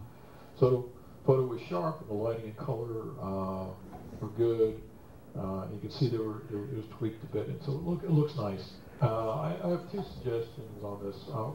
First, since we're cloning in a bird, you may want to consider cloning in the one over the one closest to cormorant, so you would not have 2 identical birds right next to each other. But that's just a nitpick. Also, the pile on the bottom right-hand side is very close to both the edge and the bottom. And I would not have, I would have shot it so that there's more breathing space, and you could have seen a little more of the shadow, and there's just more room between it and the edges. Okay, this is a nice capture of a deer on the fawn, and it's really nice and scare away and run away. The color and lighting on this are both good. The only suggestion I would have made is I would have cropped in more from the left. I mean, the main subject is the fawn. It was cropped in from the left. I would have gone in even more so just to make sure that the fawn really jumped out. Also, if possible, I would have tried to brighten up the fawn's head just a little bit. Not a lot, just a tad. Okay, this is you can capture some egrets with this tower, and there's some nice buildings in the background forming a nice background. Everything is sharp and clear. The colors are good. The sky is very nice. The only things I would suggest changing are you have these branches coming in from the left, and they're distracting. And I know it's a large element, but possible, I would have seen it would have been possible to remove them. I think it takes away from the picture, and when the sky is more interesting. And again, you can use the retouch tool in photos.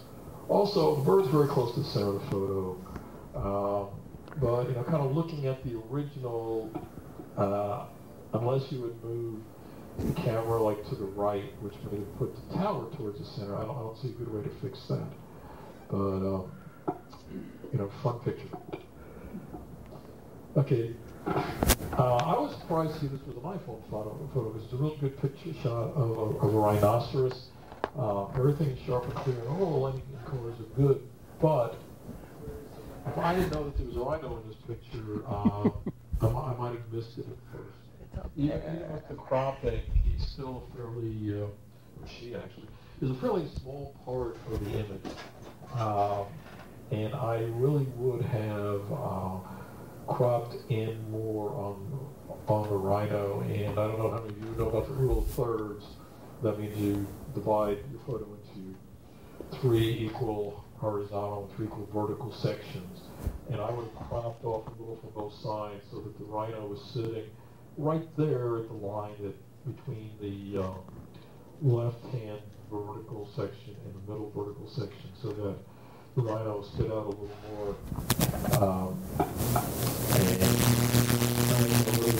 I would have played around with the Photos app, try and open the shadows a bit and make the area right around the rhino a little brighter and just make the rhino stand out more, because it really is what the picture is all about. Okay, this is a noble attempt at taking what's a very difficult photo, capturing a moving bicycle rider. And a manipulation was performed here to make the background black and white, and that worked very well in making sure the rider in his orange top pops out of the background. But typically when you take a picture like this, you try to do one of two things. You either try to have the rider in focus and a blurry background to give a sense of speed, or you focus on the background, in which case the background is sharp and the rider appears like sort of as a blurry apparition. In this image, unfortunately, both the rider and the background are blurry and out of focus, and that just doesn't work quite as well as if one of the two had been in focus. Okay, I really don't know what to say about this picture. It's a fantastic shot. It's a composite. It's from a recent eclipse. It was a great effort on the maker to put all these parts together to form a single image. The only possible nitpick I can make, and believe me, it truly is a nitpick, on the right-hand side image in the middle, the two bright images, you could have toned it down, the highlights down a little bit to give a little more definition, but that's really a nitpick. I think overall the picture's fine as it is. This is a good capture. It's a tender moment between, I'm guessing, a mother and daughter, or a woman and a girl. And I really think using the waterlog filter works well here. It makes a very lovely photo. I think actually the waterlog version is far more interesting than the original one. The colors and exposures are good, and you don't seem to have any of the hot spots that sometimes appear when using the waterlog filter. So it looks good. The only nitpick I really have is that it does seem to be tilting down to the right a little bit, and I would recommend straightening it, or rotating a little bit to the left to try and make it a little more level. But I don't think that detracts very much from the photo. The use of filters on this photo, give it an interesting look. It looks like it's possibly an infrared photo or a metallic print. In the final version, you can make out the vegetation, but the tower itself, which is really, I think, the main feature, is not quite so clear in the final version. It's not clear that it is a tower. And one of the things that really struck me, the way I see it, is actually is interesting. The wavy lines on the tower in the final image almost give an impression of it being a reflection of the water. Again, I'm going back to highlights. The highlights around the edges are very blown out on this. And so what they do is they draw your attention away, and you really don't look at the center of the picture, at the tower. So perhaps the use of a little bit of vignetting around the edges to cool down these hot spots could have made it a stronger image. This is an interesting slice of life photo. Children hanging around at the airport killing time. Again, type picture I like to take sometimes. And one of the things that's interesting is, well, the filter gives a nice look, but the child on the left-hand side, if you look at the original, she's somewhat out of focus. But using this filter really kind of takes that away and makes it less important. And I just think the filter makes it really a more interesting picture. It's just a typical hanging around the airport picture. It really becomes very artistic and interesting. When cropping this, I would have shown a little more of the child on the left, the blurry child, and I played around with this, and I know that would have included I would have included more for elbow. And that would have been that black shoulder in the foreground would have intruded a little bit, but, you know, I said I played around with it not much, and I think that could have made a stronger image. But, you know, that's, but it's still a really fun picture. This also is a fun picture. The process used to produce the old-fashioned look mostly worked. What's interesting is if you look at the man in the center, for some reason it didn't seem to take so much on his face and arm, and they don't have the tintype look or whatever that the rest of the picture has. Person who made this photo mentioned they used Lightroom, and so instead of making the adjustments they did use, I would have gone to the black and white tone presets there and used the antique filter, which I think would have given the look they were looking for, but in a more uniform manner. Also, I would have cropped this very differently. I would have not cropped so close on the left-hand side. The guy on the left, his elbow is just about touching the edge, the next way too close. Also, I would have cropped more on the right so that the van was not so visible. Especially I would have tried to remove the tire and the side view mirror.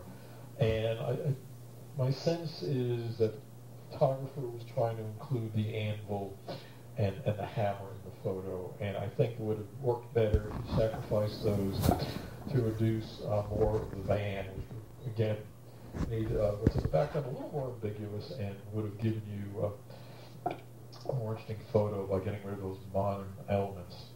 And finally, since the person who did this used Lightroom, right now you can still get the Nick Collection free from Google, and I would recommend checking that out, getting the Nick Collection, and play around with SilverFX Pro 2, which is used for black and white in this sort of images. And I think the person who took this photo would be pleased using some of the filters there.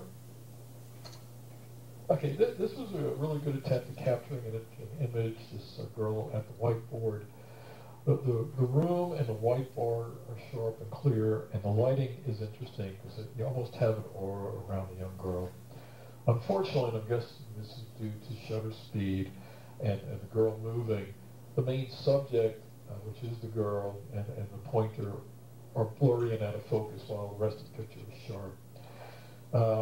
If it would have been possible to use a flash, this may have been avoided. Also, a higher ISO would have worked. Look at the original photo. I think it would have been nice if you could have included the boy standing off to the left watching her. This pose is very interesting, but unfortunately, Thomas' head is cut off from the original, so I think cropping him out in the end was the right decision. This is a photo that had a lot of potential. I'm not sure where it was taken, but viewing the bicycle on the sand through the gap in the wall, using the filter, gives it a very old world feel, almost a sense of mystery. I could almost see it as a desert scene or something. It's just really kind of gives it a certain aura. But there are a lot of things that I think would need to be addressed to make the final version stronger. First of all, similar to the other frame picture we saw early on, the framing is not even. You see far more on the left than you do on the right, and I would have stepped back a little bit to make that more balanced, to give it a more balanced feel. Also, it doesn't look like the picture is straightened at all, and I would have tried to straighten it either by eye or using the line of bricks or the top of the arch. And if you use the Photos app, if you go to crop, there's a protractor on the right-hand side you can use. And the background of the image is very blown out, more so in the modified version than in the original, but still quite blown out, and it's distracting. Also, if you're using the filter, you lose some definition of the bicycle, which is really the main subject of the picture, I believe. So, what I would try and do is decrease the highlight and increase the contrast to recapture some of the details and reduce the highlights.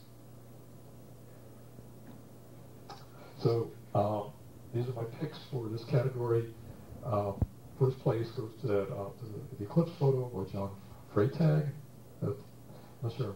Right. Second place, we have Cheryl again with the airport image. Third place, Diana King for the woman and the girl. And I want to mention Dale Rayback for his form photo. And then finally,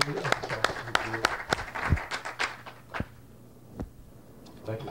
Okay, finally, I decided to give a best of show to John Freytag and for this eclipse image, which I think was a wonderful effort and well executed, well done, and it looks great. So congratulations on that. Okay, thank you very much, Ken. We want to really talk about best in show. We want to thank Ken for doing such an outstanding job of judging these photos and coming up with these comments. And we wanted to open it up to any questions, since Ken's on the line, and questions, or if anybody has comments. Keep in mind that Ken had no idea who took these pictures, and he did his own interpretation. So you were talking about a rickshaw. That one photograph, that is a petty cat. A rickshaw is human powered, has no pedals. That's a petty cat. Okay. Anybody else have a question or comment about their photos? Remember that a judge's interpretation is their judging interpretation. Anybody want to, say anything about their photos or have a question for Ken? I mean, he's given so many good comments. Maybe you want any details explained or anything? You did a great job. Yeah, Ken did a great job. And I know something I gleaned from listening to Ken's presentation and looking at the pictures, and things that I've learned in taking the pictures too, is many of the pictures he made the same comment that with a iPhone or whatever, and I've learned this myself, is capture more than you ultimately want in the picture, and then when you get back, crop it.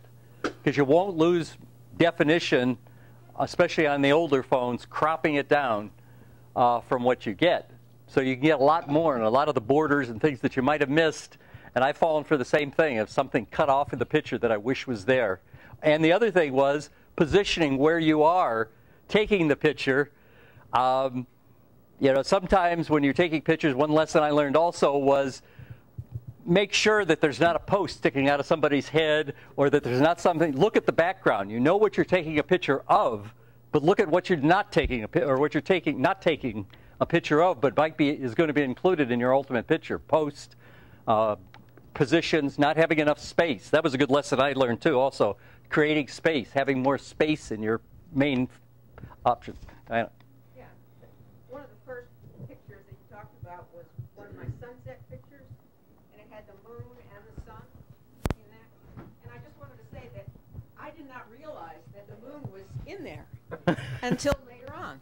And I looked at the thing and I thought, wait a minute, I never realized that the moon was behind the sunset. So that was proved to me that thing that brought out about how sometimes you capture things that you don't even realize are there, right? Because the camera sees differently from what your eye sees. Yep. I just wanted to say the second place, the frogs and the snow in the intermediate, I didn't take those. Oh. I did not. It was Dante took that shot, but I think he used my membership. I'm sorry. They were. Yeah, I didn't realize we had a problem getting them uploaded. I uploaded them for Nancy, but I didn't realize the names, and I attached the wrong name. So just want to give him credit. Good. Yes. He'll remind me later if I do. Dante. Dante did it. The frogs. The red frogs. Alligators. Alligators on the deck, the snow. Whose picture was it? Dante. Dante Kenny. Oh, okay. Well, I told Dante I really like it. I think it's fun. Oh, I should mention another thing too. The photos that you were watching there, again, we noticed this last time. What is projected on the screen does not show as good. I mean, the photos are great on an iPad or great on your computer. So When you see the Keynote or can get the Keynote, you can see them again, and you can see them for what they really are as versus projected on the screen, because a lot was blurred out, a lot of colors were lost. One comment I had, I saw something that I saw it affect, and I'm not sure whether this caused it, but where the student was talking and Ken was commenting that the student was blurred. A lot of times you've got to be careful if you've got HDR on your camera, and if you take movement, anybody moving in the picture, it's combining those. It'll often blur people that are moving. You get great scenery, but if there's movement in the picture, when it composites them together for the HDR, you get a blurred image of a person or something like that. So I've had to switch sometimes HDR off to make sure that I'm not getting a blurred image. Roy? Yes? Yeah, just following up on your comment, I want you to know I have a very high quality 27-inch monitor, and that's what I use to look at these photos. And so I think I saw details of blurring of things that people may not have seen on their laptop or their phone or their iPad. I could really see good detail on my monitor. Yeah, that's true too. Do we have any further comments? Thank you, Roy. Okay. We wanted to follow up with a little bit of question on the photo contest. Hey, Roy? Yes. Yeah, unless you think you need my comments on this, I need to go take a shower and Okay. run. Well, thank you. Can I give one basic comment about the photo contest in general? Yes. It's just that as you think about future photo contests, think about what the purpose of the contest is. Is it to just have a contest to improve your photographic skills? You know, why are we doing this? And I think everything could follow from there. Okay. Excellent. Okay. So I'd like to say goodbye to everyone. Talk to you again. And Ken, thanks so much for coming back and doing this. Yes, thank you again. Okay, bye-bye. Bye-bye. Bye now. Yep. As we were saying, we kind of discussed, this year's photo contest was extended out perhaps a little. We're going to have a little bit of, we're probably not going to have a contest during 2018, at least certainly not on this scale. So we were going to scale back, and we just wanted to see, if there was any reasons people didn't participate that would have wanted to, if people thought we should have covered, have more presentations on how to take photos, and any comments that you can feed back, we would appreciate for the next time we do a contest. But like I said, next year we'll probably lay off of it or have a very short-term topic-oriented and less pictures. Maybe submitting one picture per topic.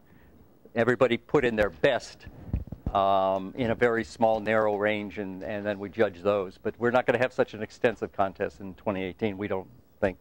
But if you've got any feedback, send it to the board, send it to me, post it on the website, whatever, so we can figure out what you would like next year or certainly 2019. Okay. Thank you. Thank you, everybody, for coming today. And we have some lunch outside, and then we'll come back for Mobile SIG. Mobile SIG. Do you want to say anything about it, Larry? Or just... It's going to be very mobile. There you go. All right. So let me square away the...